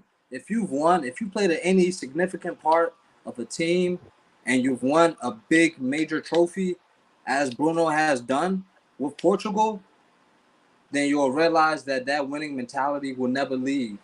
If you are the player that who you claim to be, it's as simple as that. You've won. You didn't win by, well, who knows how you won, but either way, you got the trophy. You put in the hard work and you got the trophy at one of the hardest competitions to win a trophy in. He's here. He says he wants to explain his comment. He says he wants to explain his comment. Spilling media, drop me a DM. I'll send you the link and we'll get everything sorted out. How you want to join the stream. Okay. But yeah. I gotta ask you this because you brought up a good point now. What winning mentality? I'm trying to debunk all these theories or labels. Okay, winning mentality. First of all, if you're a good player, you're gonna play for your national team and your club side. So does one winning mentality not apply to another, or are they mutually exclusive? What was it? What did you ask? Are they like if you win in a national side like Bruno has, does that really for Manchester United, can we technically say that he doesn't have a winning mentality or what? No, of course he has a winning mentality. No, of course he has a winning mentality. Listen, winning, like, firstly, Spilling Media, DM me on Twitter. DM me on Twitter and we'll get it sorted. Winning mentality, you play in under 23s, that's a winning mentality. If we won a title or a trophy or a piece of silverware, FA Youth Cup, those kids, they're a winning mentality bunch as well. They've won the FA Youth Cup. Winning mentality isn't like I've won the Champions League. That's my winning mentality. Winning mentality is a series of events that's happened in your career, whether that be on international level, whether that be in a local level. It's all part of a building process. If Bruno's not got winning mentality after this interview, if that doesn't show, I don't know what will. Bruno has been Player of the Year 1920. Mhm. He has been UEFA Nations League winner 2019, Mhm. Portuguese League Cup winner 18-19, 17-18, Portuguese Cup winner 2019, Team Player of the Season 2019 in Portugal, top scorer for Europa League and the Portuguese Taca de Portugal competition as well. Footballer of the Year 2 times in 2019 and 2018 as well. He's got his accolades.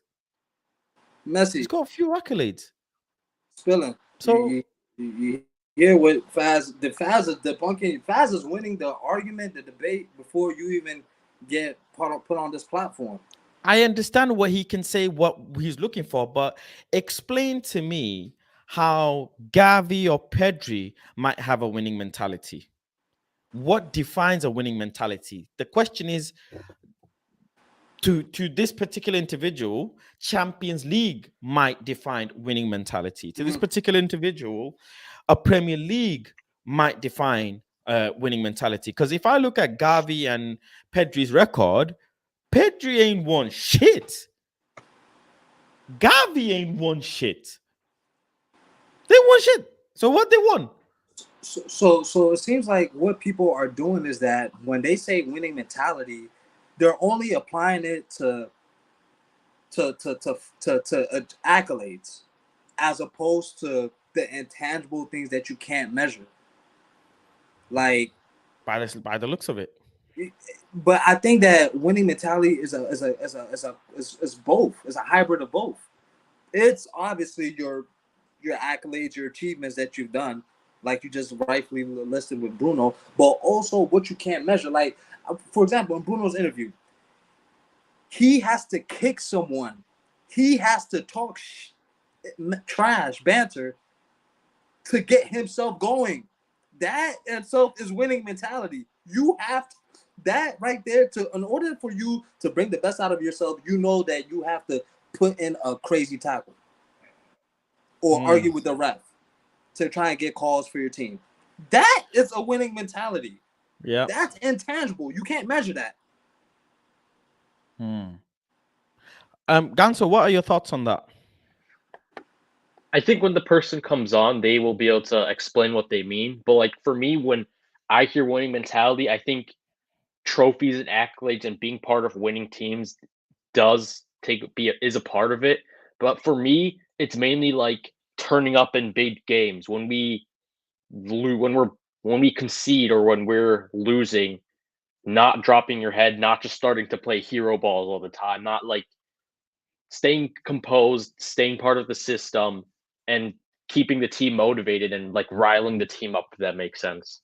I think just winning mentality for me is just another word, just like kind of like a synonym for being like a good leader, essentially. Yeah, in essence. In essence, listen, we and you know that's very literal to say, oh, you've won a trophy, you've got winning mentality. Luke Shaw, does he have a winning mentality? No. Do you want me to Pepe, does he have a winning mentality? Speaking on Arsenal before, he's won something with Arsenal. What defines winning mentality? It's Winning so mentality, you subjective. can go on. Sorry. No, sorry. I just was just saying it's so subjective. Is my point. So subjective. It's extremely subjective. God Yeah, it is. forbid that Harry Maguire wins with England on the bench. People are not gonna say that he's won a winning mentality. Like, come on. We know we all have eyes, we all have ears, we all have nose, we all have mouths, we all have brains. Some of us do it at least. Come on, don't try and BS me. Don't BS me. Yeah, I mean, for me, if you ask me, that a lot of fan base are not going to be happy with his comment. But he claims that he's a PSV supporter, if I'm not mistaken, and he's seen his team getting destroyed. And he appreciates Ten Hag, and he thinks that this is not the sort of player Ten Hag would want in his squad. And it's interesting because I somewhat think that Bruno exits the door eventually if he gets a ball carrying midfielder. But let's see and find out. People on Twitter are saying Bruno's locked in on Twitter. Because how else would he know that people are moaning and groaning about certain things about his hands and this, that, the other? Or maybe not Bruno, or Bruno's got someone on the inside who's on Twitter telling, yo, Bruno, I've heard Twitter say, after this game, I've watched you, I've watched Twitter and people are saying XYZ about you, blah blah blah. It might be that might be the case as well. But that overall interview was very, very refreshing, if you ask me. Very, very refreshing. I thoroughly enjoyed that interview, and I look forward to debunking the part 2 of that interview tomorrow. It's clearly lengthy, that's for sure. It's clearly lengthy, but he's very well spoken. I've sent the link to Spilling Media, so he should be joining the stream soon to explain. Big up himself. He's joined the membership as well. Big up and welcome to the Planet Fast community. You're welcome to being a resident. I'm sorry, ladies and gentlemen, but now you're gonna have Spilling Media come and give Bruno propaganda as to why he wants Bruno out the club. He's a PSV supporter who's seen Ten Hag destroy his club, and he wants to come and give his point as to why he believes we should take Bruno out. In essence, that's what he wants. I don't think he's a Man United fan, in all honesty. But yeah, Spilling Media, check your DMs. I've already sent you the StreamYard link. You should be able to join using your mobile device or your laptop or whatever. And yeah, we'll get talking. Fast. Whilst he's here, I'm gonna have to ask him about Gakpo because I watched the Feyenoord game on Sunday. Was it Saturday or Sunday? I don't know when I watched it. It was just this past weekend from minute 1 to 90.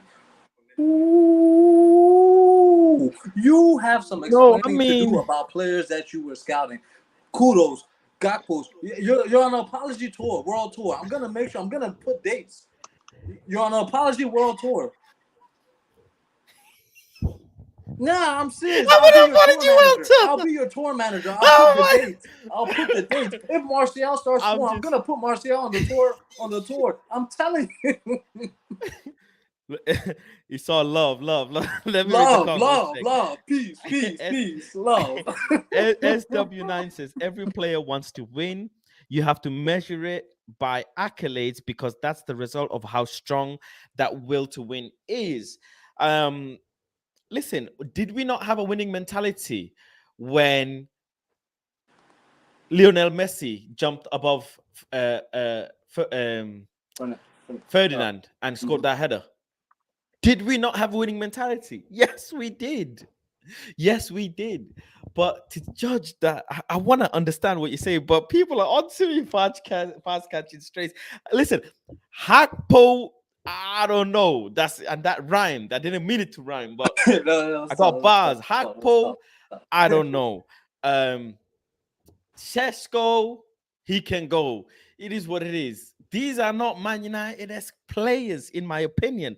Okay, he had a decent game, but don't forget, Hakpo, in the game that he was supposed to perform, he didn't during the window. That's when he bottled it. And if you ask me, I need you to be performing those particular games. Cookson, I see you. You've joined. I don't know how you've joined from a mobile device or whatever. If you joined on a laptop, but there should be a way to connect all your device when you've obviously joined.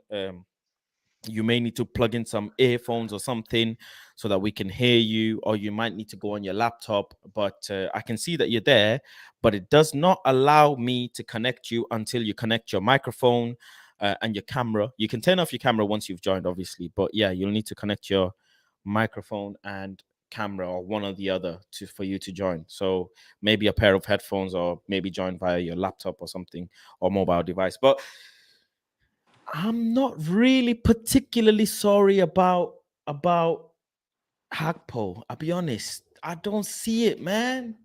I'm on the Neymar journey. I'm on the journey to bring greatness. Neymar's not coming fast. Sorry, Ganso, go on. Neymar's not coming fast. I know, and this is why I have you guys to pull me down when I go off on a tangent on kill Neymar your dreams. FC. I can dream, no? Dreams. No, we're here to kill them. And I'm here to kill Benjamin Sheshko, Hakpo, Pog Boom, whatever dreams you lot have. These ain't happening. Hey, from Okay, here go on on. out, I stay with my notes. Look, I got my sticky notes on deck. I got my red pen on deck. Yeah. I'm writing these names down fast. God willing, inshallah, 2023. A video, you're gonna have to make a video. There's gonna be one of your content. Okay, Hakpo can come, but I want to see Kudos, something. kudos too, because Okay, you yeah, yeah. omitted him. Kudos. Listen to me. The fan base. Should I have put Kudus in there? Yes. I'm Yes. sorry. I'm sorry. I didn't believe in your boy. I didn't. I didn't think Kudus was what they made it out to be. But that was a big game. I like players who turn up against big games. It's very important. He did his thing. Unfortunate, Ajax didn't get the win. Liverpool got a very jammy win. But if that was a draw, for example, if that Kudus skyrockets, I'm telling you, Kudus is already skyrocketing. Big up James, welcome. But I didn't believe in him as much as I do now. I do believe in him. But are we going to be able to get a player like Kudus? I don't think so, because we've absolutely rinsed Ajax of their players at the moment. They absolutely hate us. They do not like us. We've paid over the odds for him. Kudus, and Kudus is so versatile. The boy can play midfield. He can play a 10. He can play a 9. He can play an 8. I won't be surprised if he can play fucking on the wing. He's very, very, very, very versatile. And He almost went to Everton like the last couple weeks of the summer, so I think he will be going in next summer by minimum. does it make sense? Does it make sense for him to move to Premier League right now at the age of 22? I think so. I think he's at the right age. I think, is Man United a huge jump? If you ask me, no, it's not, because see, I'm objective, because we're not Premier League winning team right now, so we're not straight away saying instant impact. But Kudus is the type of player that can be a player in a year or two time, be part of that process, going into Premier League challenges, going into Champions League challenges. He comes with that Champions League experience. He comes with that experience of being under Ten Hag. He's obviously been under the Ajax school. Ten Hag didn't give him much minutes. There's this conspiracy or talk about why Ten Hag didn't. Maybe he was too young. I don't know what it is. But now I think maybe so. He might be costing quite a bit, though. That's my concern. Yeah, definitely. And the World Cup is coming, and that's the inflation time. And also, Thank you you have very another much. opportunity on the 23rd. We play Brazil. So we get to see Anthony, we get to see Fred, we get to see Casemiro, we get to see Kudos. 23rd. I don't know. Lock in. I'm Rupert not Ghana in. scouting Anthony, but I'm gonna be on the Neymar twerk train. But I'm definitely looking forward to some of the Ghanaian players. Welcome, Cookson. He's finally here. How you doing? Hope you're doing well. You've stirred the pot quite a bit. People are not happy with you right now, and they want answers. Yeah, it's nice to be here, man, bro. First off, I'm gonna tell you guys that I've been watching United View since May, because I was thinking like, okay, I want to support a club in the Premier League, and I'm a fan of Manchester since way back from a distance. But then, after watching too much Eredivisie football, I was tired of it, and I was like, okay, let's join Manchester.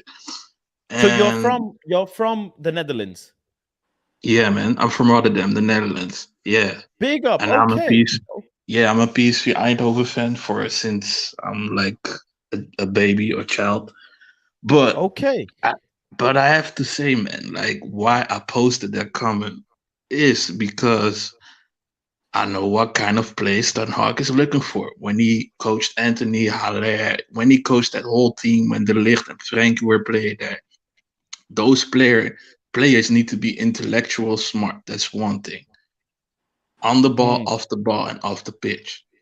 And also be a professional, of course, but also they need to be not I said it wrong. They need the winner's mentality, but they also need the winner's attitude, like Martinez has or Malasia has. He's looking for those kind of players. Even Anthony. What is exactly about Bruno's personality that you think doesn't make him part I of don't. this winners mentality Playing. clique I've that you're seen saying? Bruno for years now, and I'm a fan of how he plays, how he passes the ball, and everything. Don't get me wrong on that. I'm not saying Bruno out. I'm saying he needs to be sold this summer, or in the winter, because he's 28, 27 or something. And for the last 3 or 2 years, it doesn't seem to me he can make an impact. He can give me that last final touch or that last bit piece, that last piece that we need in the front and also in the midfield. He's not that one person. Also, not in his attitude, not in his way of playing. I like his style of playing, but I don't think it will fit in Ten Hag, his system and his What? vision. Okay, you said the last 2 3 years, but the Hmm. last 2 3 years we've had numerous 4 years. managers. We've had the manager change. We've had the club decline so much. We've gone Hmm. from second to sixth, etc., etc. Yeah. And people clearly didn't rate Ole football. I don't know what happened there, but anyways, the past is gone, and it wasn't a stable past. It wasn't a stable transition into Ten Hag, was it? So it's Hmm. clearly a whole new structure for him. It's clearly a whole new build up for him, a new philosophy, a new set of, how do I put it, instructions for him. Don't you think he can get some time maybe to Yeah, showcase yeah. this mentality you're looking for? I believe Bruno can get some time, but if I know Ten Hag, trust me, he told the players the moment he stepped in, and I know this dude. I'm like not joking. He's obsessed with soccer. Like this dude Sure. analyzes this next three opponents in every day. So I know the moment he stepped in, he said to the players, "Guys, we gonna go for at least three trophies." I'm pretty sure he said that because In the interview, he said he wants to win every trophy. Yeah. yeah, and Bruno, he is an amazing player, but he isn't. If you look at Anthony again, at Martinez and Malacia, when they played, the aggressiveness, I've Yep. seen Malacia grow in the last 3 years.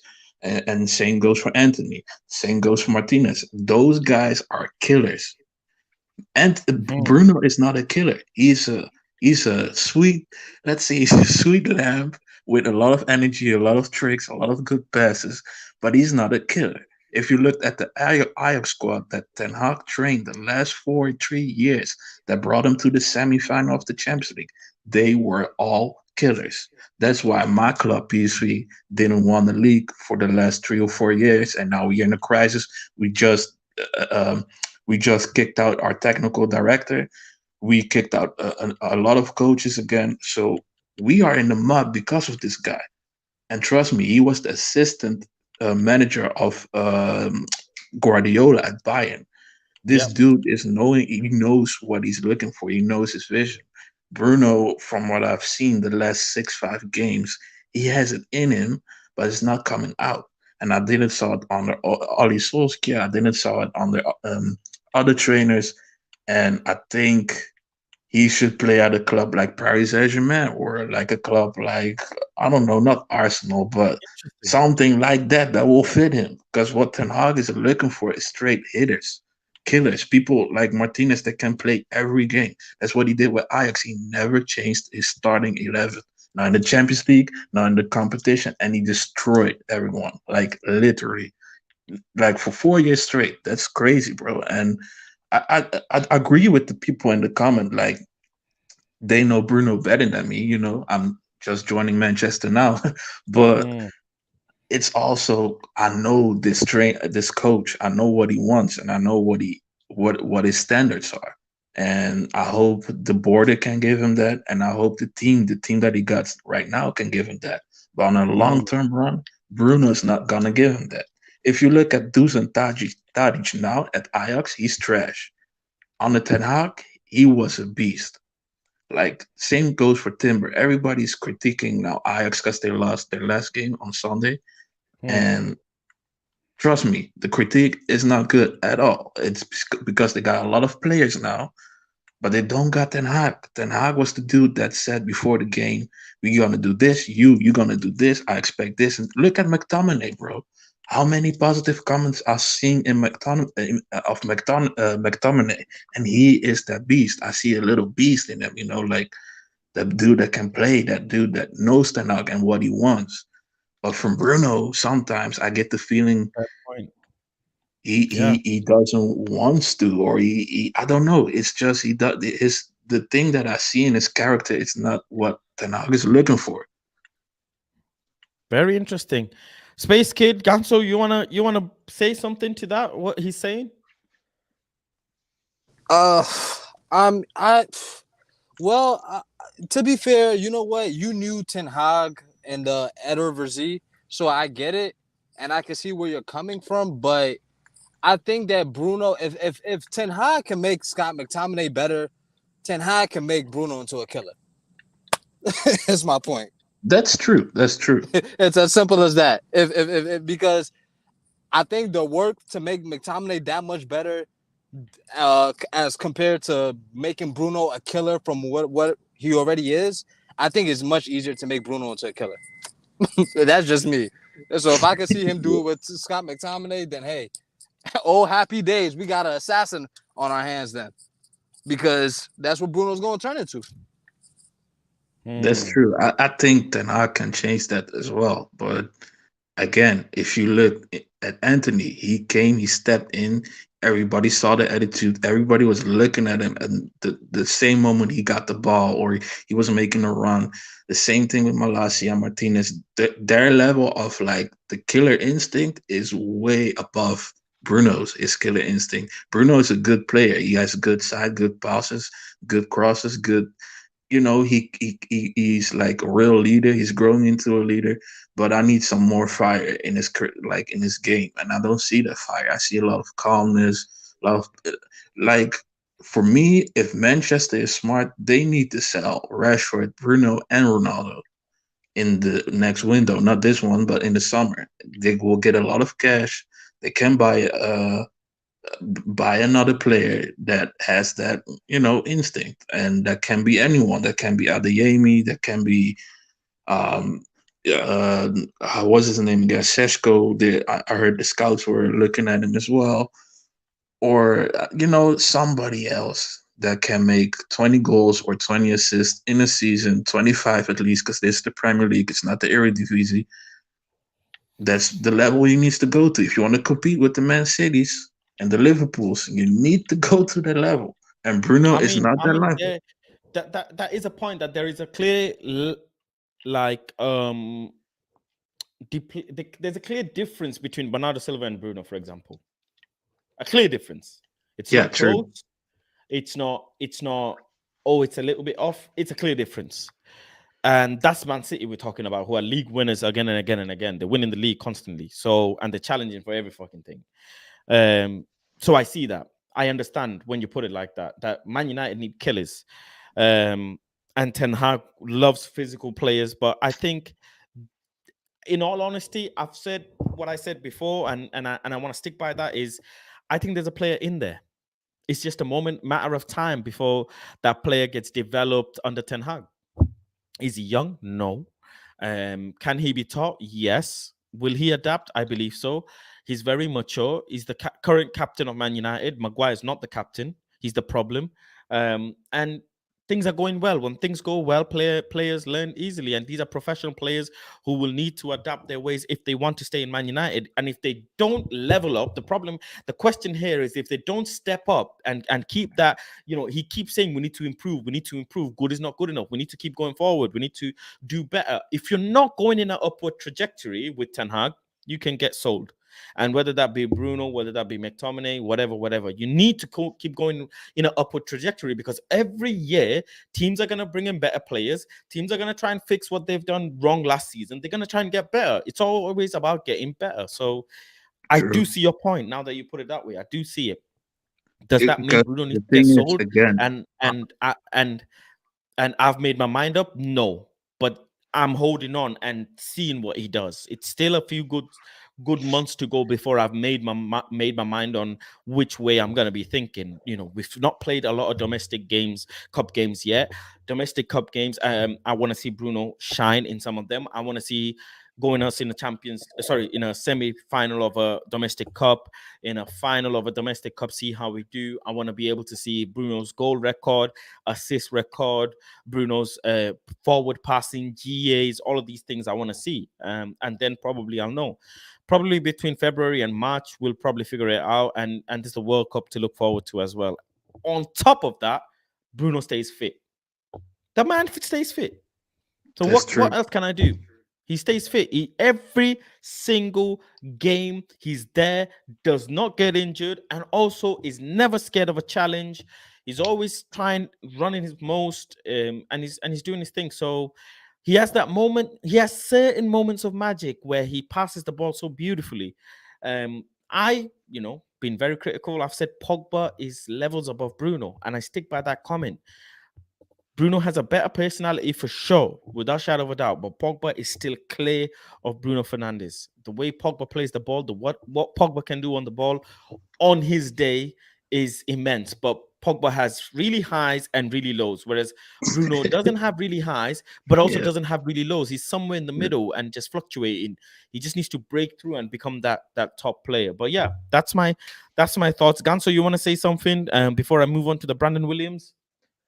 I think with a lot of the players we have now, I think it'll be maybe a year or maybe to the end of this season, maybe next season before we fully know, like, will these players make it? Because we're not playing Ten Hag ball. We're playing effectively Ollie ball, if we're being real.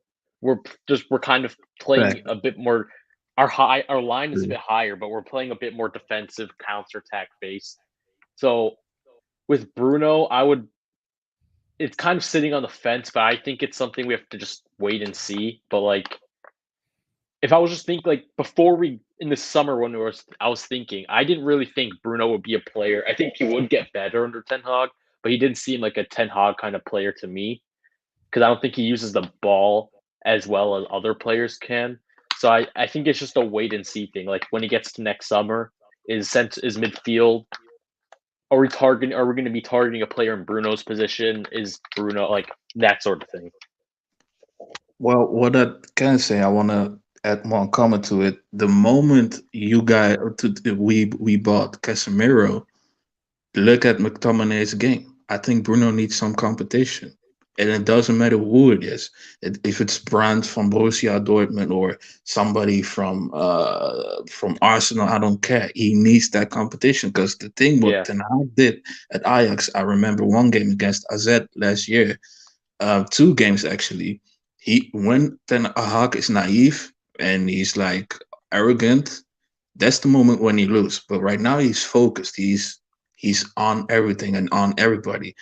The moment he adds some competition to some players, and always remind the players on the training field and even in the game, you can be substitute. Like Donny said, if you don't play well, you are sitting on the bench.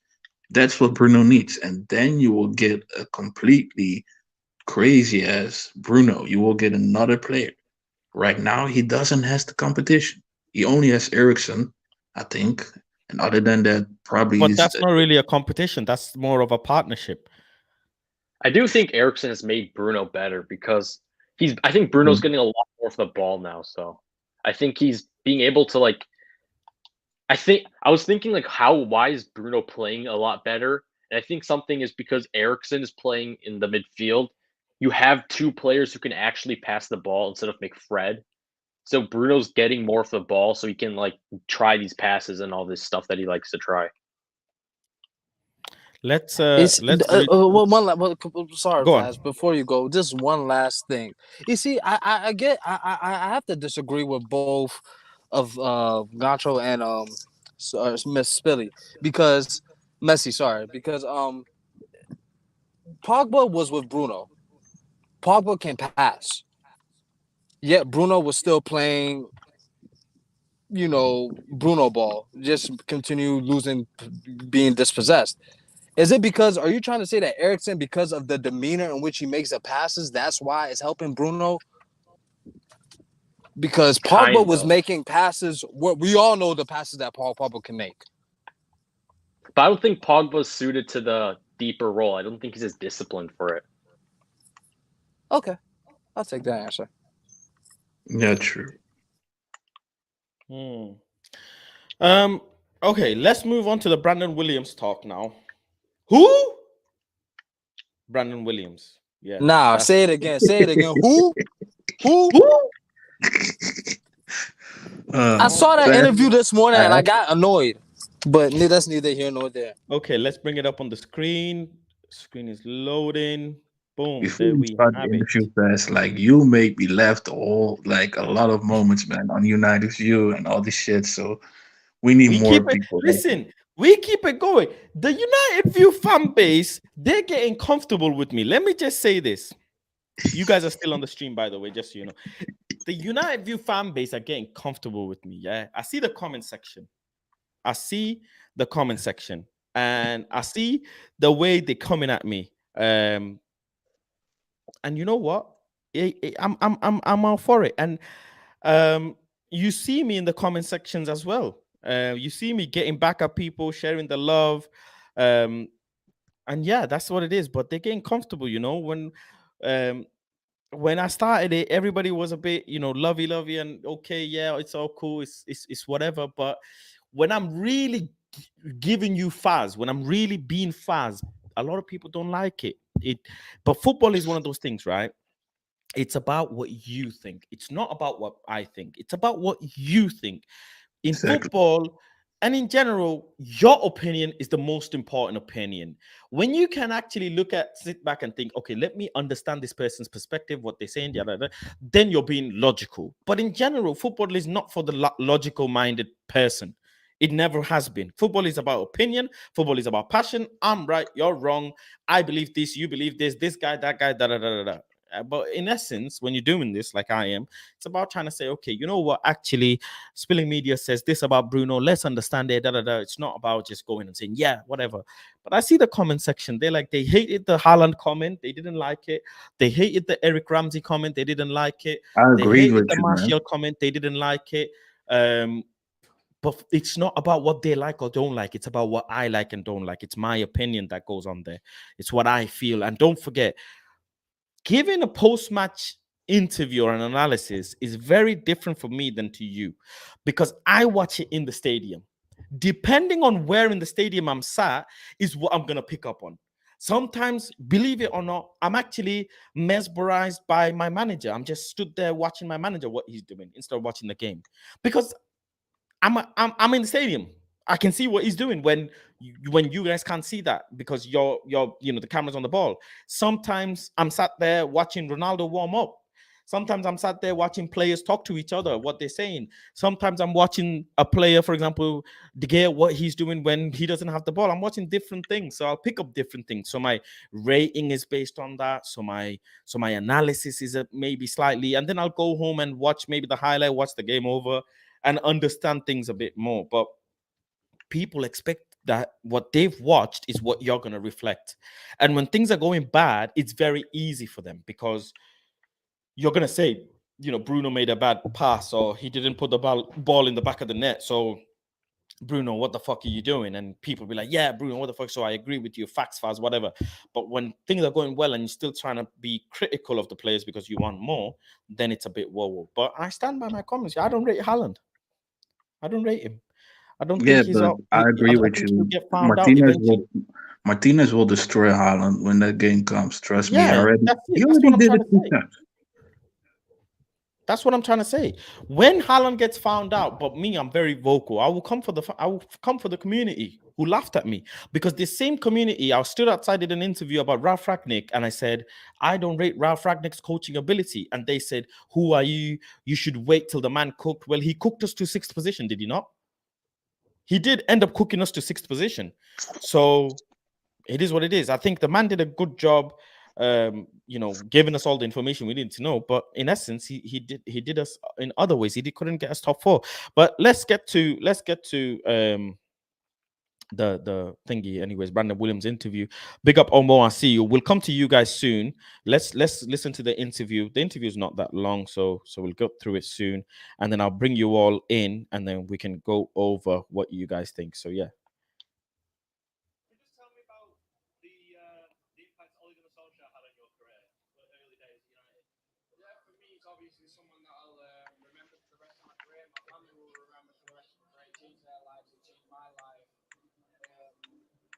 trust. That's what you need in a manager. If you give them the trust, they'll trust you to go on that football pitch and give them what you want. He helped me off the pitch as well. He made sure that I became a professional. I was obviously a young age. I was 18, 19 years of age. I was still chilling with my friends. But also with the people behind me, I had older people like Zelf Random, for example. They've experienced things that I haven't experienced, so they made sure that I stayed on my path, I stayed in my lane, and I concentrated on something that they see as a talent. When the news struck that Ollie was leaving the club, like how did he announce that, and how did that affect the dressing room? For me, I didn't know because I was at Norwich, so it just came out of the blue. I obviously sent the manager. Is the sound okay? Can you guys hear it okay? It's a bit quiet. Bit quiet. Hold on one It's a bit second. quiet. I think it's just how the video is. Is it better now or is it the same? I think it's just how the video is, in all honesty. It's simply how the video. Let me see if I can adjust it anyhow. Bear with me. Can I fix it anyhow? Let me see. No, it doesn't. No, I think that's yeah. It's just how the video is.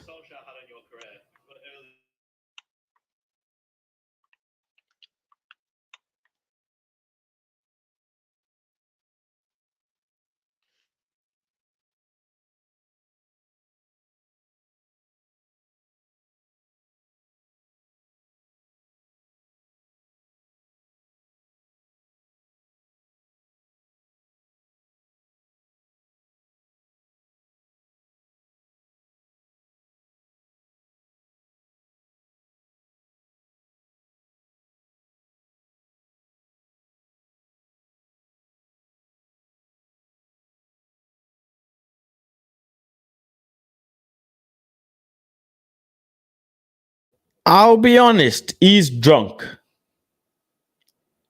You don't talk so much when you're a footballer. You keep things very simple, very short, very cute. You keep it moving. The boys had a few, you know? I need a boy and shy. Oh, he's had a few. And that's what's happened. He's lit.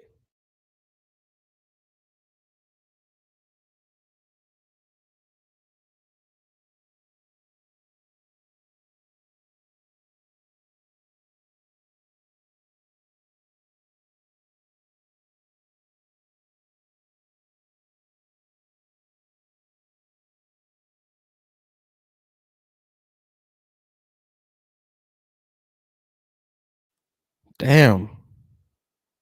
You see? Oh, you guys are not getting any sound at all? Hold on. No sound from the video or no sound from me? From the video, no sound from the video. From the video. Okay, hold on. But I see the subtitles, so Hold on. Let me get up another way. Bear with me. There you go. I've got it up. This one might be slightly. There you go.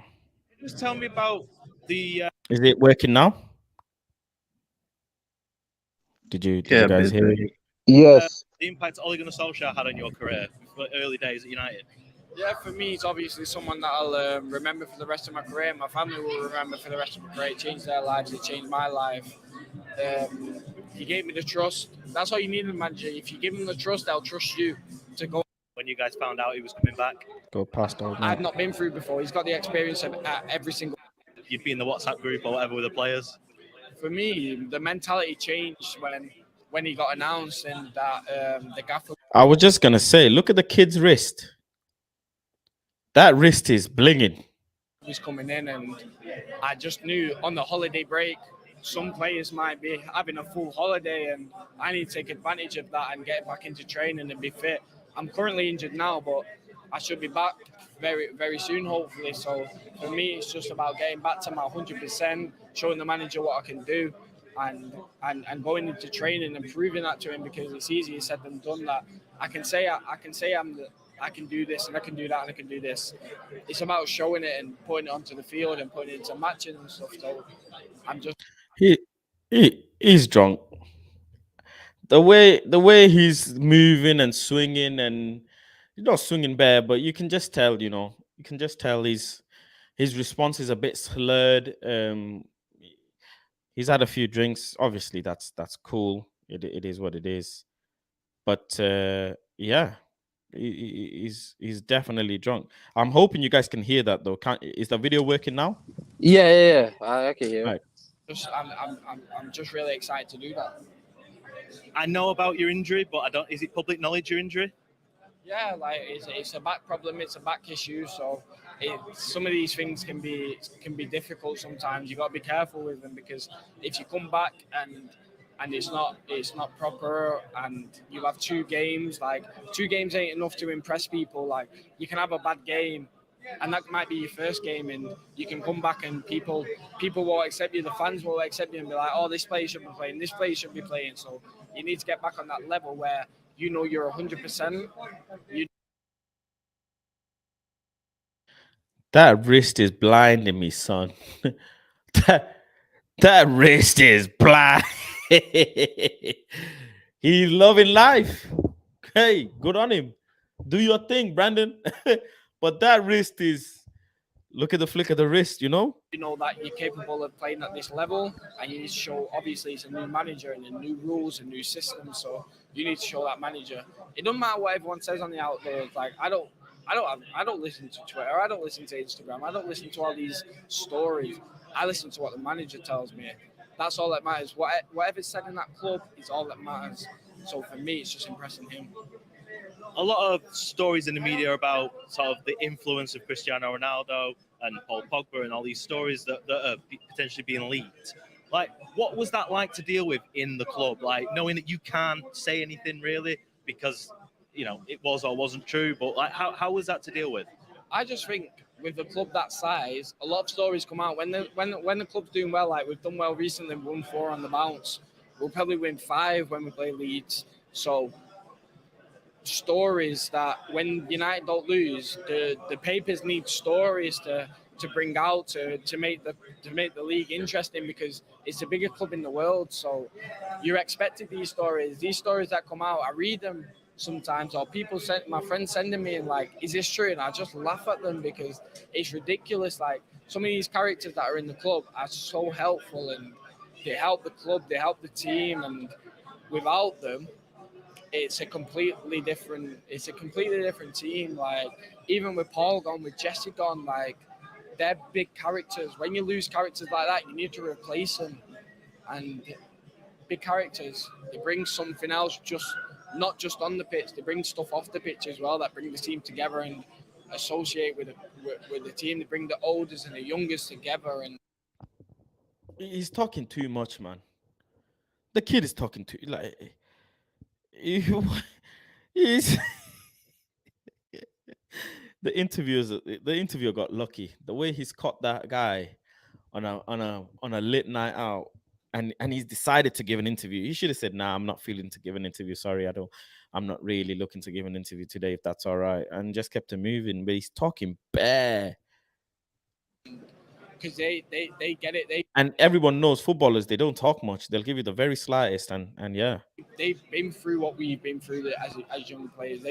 They've gone through the system where you come up to the first team and you're a bit shy. You don't really want to talk to anyone. Like I came to the club and I'm speaking to Cristiano Ronaldo. Like I was watching him when I was 7. It's not easy. Like you need people to drag you in. Like I had an interview the other week at the start of the season where I told people I'm the best dresser, and Cristiano comes in now and says, "Oh, you're the best dresser, but you come in tracksuits every day." Like for me, it might not be a big deal to him, but for me, it's a big deal because I know I'm Suey. Percy could never. Percy, best dress. Get out of here, man. W. I'm the best dresser. I don't come into training as the best dresser because I come in as comfy. I come in as I just want to be comfy. So I come in tracksuits and he moans at me for being in tracksuits. But for me, he don't realise that gives me a boost in the morning. And I wake up, and people don't realise that on the outside. People might see him as being arrogant and stuff, but he's completely the opposite. Like, he talks to everybody, like he gives advice to everybody, he helps everybody. So for me, when I hear some stories, I just think, like, where do you have the time? Where do you actually have the time? Like, I don't see that in boxing. Like, I do see a bit in boxing, like, you get critics and stuff, but Lyndon don't get what I get. But I don't really listen to it. I don't really care what comes out. You know what I mean? Just a few more from me, Fogo, because I know the other guys want to speak to you. Harry Maguire is under a lot of scrutiny in the press and with the fans at the moment. I'll tell you what, the interviewer, W for the interviewer. A serious W for the interviewer. The way he's patterned this interview is his job was just hold the mic. Just hold the mic. The guy will tell you everything you need. Just hold the mic there. Don't do nothing. Just hold the mic. And ask him, just mention the name Harry Maguire and just mention some big names and let the rest happen itself. And that's exactly what's happened. Man, big up the interview, man. He smashed it with this one. How is he in the dressing room? Like, how is he mentally? Because he's the club captain. How strong is he? Like, for me, I said, people don't listen to the outside world. Harry will go into training 100% every day. Harry will go, whether it's starting a game, whether it's not starting a game, will go in 100%. We don't care about the outside world because, like I said, the only thing that matters is the opinions on the inside. The opinions on the inside, it means the most important. If you're doing well in training, who's some little idiot sat on Twitter going to tell you that you shouldn't be starting a game? Who is it? I don't get it. I don't get it. I genuinely don't get it. Harry is a top fella, top captain, top player. He'll go on. He'll have a great career. He's already had a great career.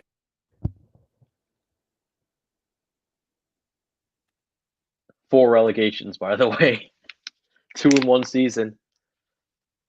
He's had a great career. He'll have a great career where? He's 30 years old. How is he gonna have a great career? Nah, Brandon, what you taught? What? He's on stepping stones. Huh? He's drunk. What stone is this? What kind of stone? What stone are you talking? Stone Age? What the fuck? Brandon, what the fuck are you talking about? Like, who is it going to tell you that you shouldn't be starting a game? Who is it? I don't get it. I don't get it. I genuinely don't get it. Harry is a top fella, top captain, top player. He'll go on. He'll have a great career. He's already had a great career. Man nearly stumbled up on the. He's nearly stumbled on the mic. The guy nearly fucking fell on the mic. What are you talking about?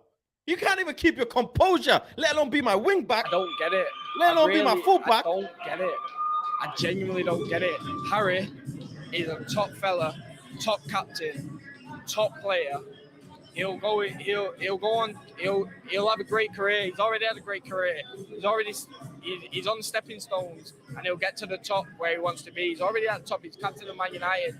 I dream to be that one day. I know why Ten Hag kicked him out. He doesn't. That's what I mean. If you look at this guy, it's the same as Bruno. He doesn't have to win. No. He's worse. He is worse. I've been quiet. I've been quiet. Time out. Pause. Time out. Blessings. Yo. How old is this kid? 18, 19 now? 20 years old, is he? 21, I believe. Let me just clarify this. Brandon. Nah, this is getting technical now. This is He's 22 22 years old. 22. Yeah. It was his birthday 2 weeks ago. I knew it. Who? Network issues. Huge network issues, man. Major disruption. He's already achieved the captaincy of Man United. And I want to go and achieve. What? What? You got 5-time Ballon d'Or winners. Not one of them, by the way. You got 5-time Ballon d'Or winners. Not one of them. How many Ballon d'Or winners? Champions League winners, not Ballon d'Or. Champions League. You got 5-time Champions League winners. Not one of them. How many Champions League winners do we have in our team, Space Kid? 3. Neil. How many? 3. How many? 3. Cristiano, Casemiro, Varane, Real Madrid. Real 3. Madrid. I'm not Three. I said gonna Ballon d'Or. We got 3 Champions League winners, 5 each, if I'm not mistaken. Yeah, 5 each. That's 15 fucking Champions League. 15. That's 15 fucking Champions League. Them man have more games under their belt than the days that you've been alive. Them three put together have more games under their belt than you've been alive. And you're telling me, Harry Maguire, who has nothing to nothing, not even one personal, nothing, no one accolade, nothing. Even Fred has fucking trophy. Harry Maguire got nothing except for a fucking armband that he's gonna laminate and slap on his wall and say, my achievement that Brandon Williams wants as well. Man has fucking done shit. Except for the #1 interview he did saying, managers play me because I am good enough. I must be good enough. That's why managers play me. Now, Brandon, what are you doing, man? Whose idea was it to bring Maguire? I don't listen. It's love, blessings. Do your chain, do your wristwatch, do your Lambos. I'm with it. It's your money. You spend it how you want to spend it. You having a drink, I'm with it. Now I'm with it. You're not doing drugs. You're not doing anything illegal. You're calm. You're a young lad with a hell of a lot of money in your pocket. You're gonna live. Cool. Nah, it's cool. You've addressed that. I can't be talking bare. I need to come and show it. That's what I want to do. Cool. I get it. It's all love. But understand what you're trying to say. You're backing a player, which is cool. But I get it. You're gonna back the player because he's your colleague. But keep it short.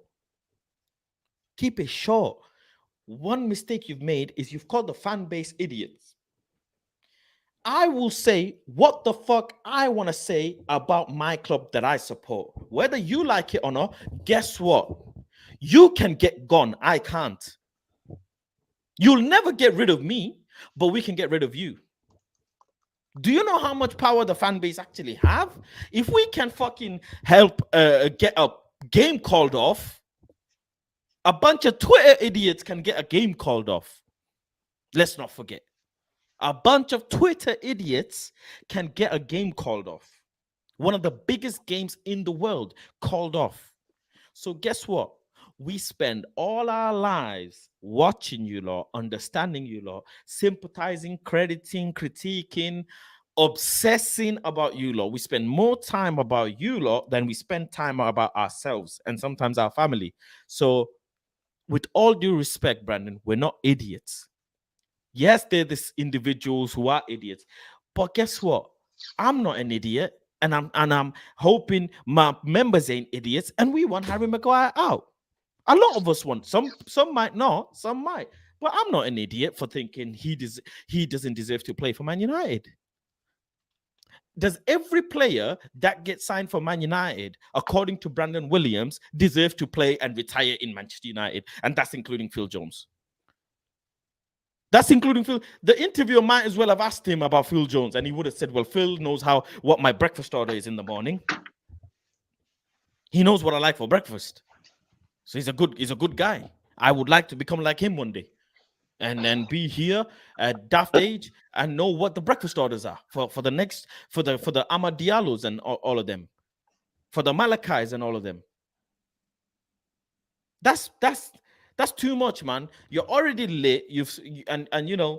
you're talking a bit much, and I get it. Behind closed doors, you'll say, "Yo, I saw Faz on United." If you talking shit, fuck Faz. Cool, man. It's cool. You probably players probably watch our shit and be whatever, and that's cool. That's it is what it is. Just like I'm critiquing, you're critiquing, cool. But to say that, for your level, you have to be a professional, anyways, right? You have to be a professional, anyways. And on top, you're drunk. You gone and said that. Maybe not even drunk. You're tipsy. You're having a good time. But you should have taken the responsibility and said, not today. Or, this is why I say young ballers. This is a quick message. I have a lot of young ballers in my circle, semi-pro, 19, 20 years old. I've not been in the professional scene, but I've been around so many professional footballers to know and agents to know. Young ballers, look after yourselves, man. Look after yourselves. Look after yourselves. Can you see an interview like this from a Kamavinga? Can you see an interview like this from Kudus, Omo? Are you here, Omo? Can you see an interview like this from freaking even Amad Diallo, who's part of our youth players? No, you won't. So you need to understand, you made it into first team. You're getting a good change in your pocket. You need to keep it quiet. You should be the least person to be spoken to. You need to chill out, stay off the radar, work hard, graft, make an imprint on the manager, and then see if you can come into the first squad. And let's be real, Brandon, do you really have the ability to be part of Man United, the direction we're going on? Let's be real. Malo Gusto, Tyrell Malacia, Diego Dallo. These are some fullbacks right now in the world. Malo Gusto, 20 years old, if I'm not mistaken. Leon player, killing it in the scene. Killing it in the scene. You got to have a deep heart look at yourself. People like me, we don't care about the chains and watches. We actually like it. But there are generic football people who look at your chain and watch and they won't like it. What are you going to say to them? And he's already done it. Just lastly for me, because Lyndon's coming out, I know you'll want to get ringside. What are your ambitions for the season? You've been included in that 25-man squad. What are your ambitions for the season on a personal level and also on a professional level? For me, it's just to beat my personal record that I've played already. I've already played 50 games for Man United, so it's about beating that. It's about getting more appearances in Man United, because not many people, it's a privilege to play for Man United. Even if I've only played one game, you play 100 games, it's the same. I played for Man United. No one can ever take that away from me. I played in Champions League, Europa League, FA Cup, Carabao Cup, Premier League. No one can take that away from me. So it's just about building on that, building on the appearances, building my name, building to get into the England squad, get into the World Cup and everything. So for me, it's just about doing that. Well, good luck to him, man. I wish him all the best because he gonna need it. He definitely gonna need it, Brandon Williams, because there's some competition in that position. You are, kid. Some heavy competition in that position. You can play right back, you can play left back, but Malacia is holding it down. And you got your Uncle Luke as well. So, yeah, it is what it is. Omo, welcome to the stream. Hope you're doing well. How are you doing, Omo? Omo, are you there? Sancho's dad, as everybody knows, Omo has gone asleep. He's probably looking at Sancho highlights. We'll come to you, Space Kid. What did you make of that interview? Brandon Williams needs to shut up. Just shut up. Shut up, put your head down and work. You have not done nothing. You literally and this whole team have done. You couldn't make it to the UEL. Granted, yes, you just informed us about your back injury. I didn't even know he had a back injury like that. I hope he has conversations with Marcus Rashford as how to recover and go about it. Take your time. But with that being said, with Harry Maguire, you know that's a delicate topic. Now, to the interview's credit, he is taking advantage of the circumstances at hand. He knows that Brandon Williams is not sober. So he's doing what he has to do. But and asking that question. But Brandon Williams, please don't call us idiots like we don't see what Harry Maguire is doing. I told you the other day, Faz, what's his name? like what Bruno and Martinez are bringing to the table. They bring 100. They play at 100. Harry Maguire plays at a 47 at best. At best. And Brandon Williams, please don't try and BS us. We all have eyes, we all have ears, we all have brains. Come on, guy. That's all I have to say about this topic. I wanna ask this Paladin YT who says he's talking about Harry Pinheiro, guys. Calm down. Which I know Harry Pinheiro. In what reference are you making? Where in like what sense are you saying he's referring to Harry Pinheiro? Has Harry Pinheiro said something? Because I know I've not heard it. If there is something, has he said Harry Maguire shouldn't be part of the squad? And you know what? If he says it, he says it. He's a fan of Man United as well, and that's right. Merrick says 15 Champions League, and Maguire's got couple of relegations, which is just because you make it into somewhere doesn't mean you deserve to be there. That's the simplest way to put it. The most simplest English to put it is just because you've got the armband doesn't mean you deserve it. Just because you play for Man United doesn't actually mean you deserve it. That's as simple as I can say. Spilling, talk to me. What did you think of what are your thoughts on that interview? I don't know, man. I think the kid was drunk indeed, or tipsy, or he was smoking. I don't know. He was onto something. But I don't know. It's his opinion, you know. If I think he has a good relationship with Harry, probably. I don't know what he's smoking, what he's drinking, but it makes him happy, and I want some too. If that's what he's on, I don't know. It's like a little bit weird to me that he almost never played, and he's hyping Harry Maguire up like he is David Beckham or something. I don't know. He's weird. That's all I can say. Okay. Oh, he says no, it's a joke. He kept saying Harry, like Harry Pinero, right? Okay. Ganso, what did you make of that interview?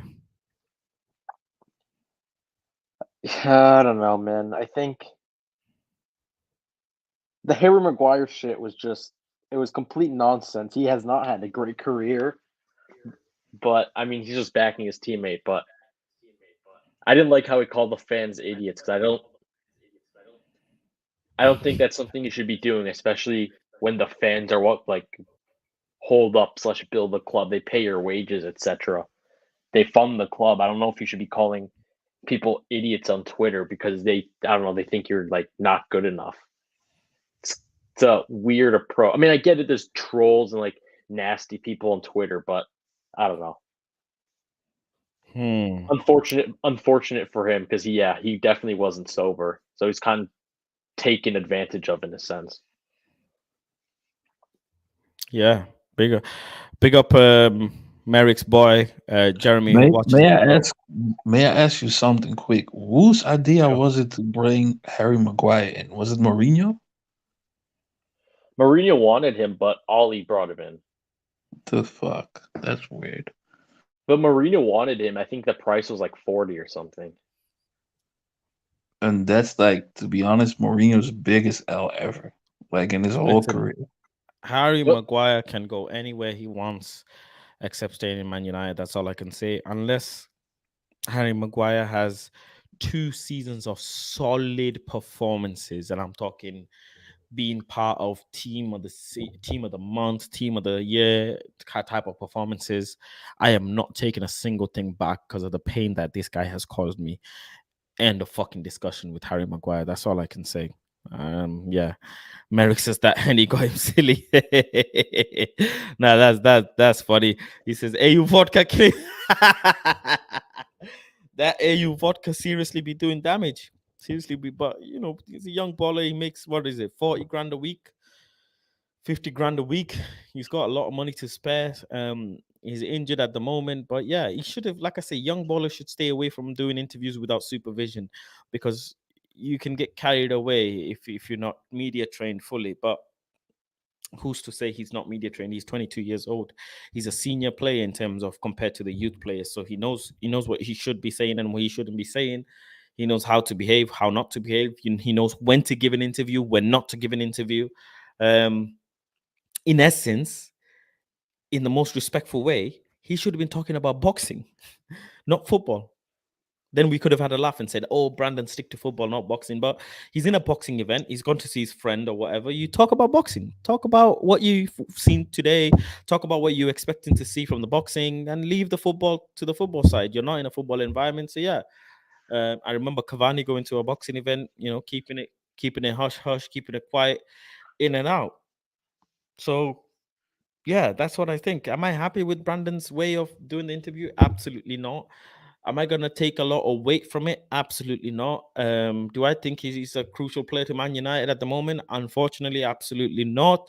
So it's gonna be a funny interview. It's gonna go down as a funny interview, as a funny look back at Brandon Williams in 5 years' time. 5 years ago, Brandon Williams interview when he was da da da. That's what it's gonna be. Am I fair in saying that? Yeah, for sure. He'll be playing for Southampton or something then. I Yeah. think he will go to If he League stays in the Two. Also a possibility. if he stays in Premier League, good on him. He can have a good career. I wish him all the best. But like I say, I take it with a pinch of salt. I'm not bothered. I'm not taking a lot of weight. I don't take him in all seriousness. I don't take him that serious unless you're in the conversation of my starting 11, unless you're doing something I don't. I take the under 23s more seriously than I take this interview. I take the under 21s more seriously than I take this. Yeah, that's just an opinion of an idiot, I guess. Mo Mo says, honestly, who is Brandon? That was just an extra negative point on his unprofessionalism that will haunt him. Sipping Hennessy for my misery.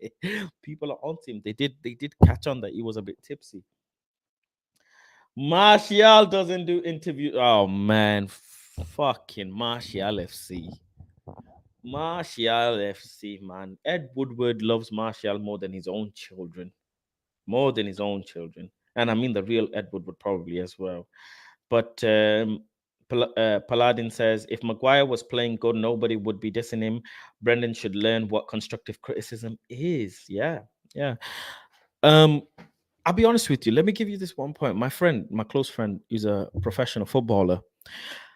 Believe it or not, people who are here, believe it or not, he doesn't know certain stadium names in the Premier League. He doesn't know some basic stats of players, some basic names of some good players in the league. He doesn't keep up to date with transfers. He just goes to training and plays football and goes home, literally, and watches Netflix all day. That's it. That is literally it. He has my food because I'm a really good cook. We go out to eat, but that's it. Like when I mentioned to him that Anthony came to Manchester United, he was like, "Who's Anthony?" I was like, "What? Like, who's Anthony?" Yeah, I gave him the background. He's like, I was like, "No fucking way, you don't know." He doesn't even know probably like fully clearly who Fabrizio is and what he does. So footballers can be like that, and that's just him. So imagine how many footballers are like that. He's those players are more busy watching Love Island than actual football games. And I mean, I'm deadly serious. I swear to God, I'm not lying to you. I swear to God, I would go and watch back football games, and a professional footballer would much rather watch Love Island. And there you have it, innit? Because we're the idiots. But it's all love. It's all love. Big up to everyone for joining the stream. Thank you all. Big up Space Kid. Big up Spilling actually for coming through, becoming a new member as well. Welcome to Merrick for a new membership as well. I've added you guys to the group chat, so please make sure you get involved. The group chat is booming. There's loads of people in the group chat now. It's only going to keep growing. So yeah, if you want to become a member, you can do so using the link in the bio or clicking the super chat section and becoming a member. Big up to Ganso as well for joining. But thank you, everyone. FIFA comes out soon. So I'm going to be doing a FIFA rating, player rating on the cards that have come out. I'm going to do some content around that. And I'm looking to do some FIFA streams. So you'll be seeing me do some FIFA streams. So if you want to play me, you want to, I'm going to be doing some competitions as well. I'm going to be doing some, play me, win some cash, etc., etc. if you can beat me. But yeah. It'll be a good way. It'll be a good way to do it. But big up everyone. Thank you all for joining. Space Kid, big up yourself. Thank you for Man, joining. I can't. Sorry, Faz. Before you go, I can't even give you the proper analysis like I want you to do. I'm here teaching my little brother how to drive right now. You know how? Come on, man. Look at this guy. I'm here teaching him how to drive. I can't even let you know about Brandon Williams. After a long day of work, after listening to Brandon Williams, and now I'm teaching this guy how to drive. Come on. Nice, cool, man. You do your thing. You do your thing. Thank you for joining. Don't worry, it's cool. It's cool. Thank you for joining. Big up to Ganso as well. Big up to Spilling. But Omo, I tried to call you. I don't know if you were here. I think Sancho's dad, Omo, has gone and started doing Sancho dad things. But yeah, big up to the community. Make sure you like, make sure you subscribe, make sure you become a member. And FIFA streams coming, more content coming. Next week we got the Man City game as well. So the previous coming. Had a little break. I'm recharged. So yeah, big up to all the community. Thank you very much. Big up. God bless.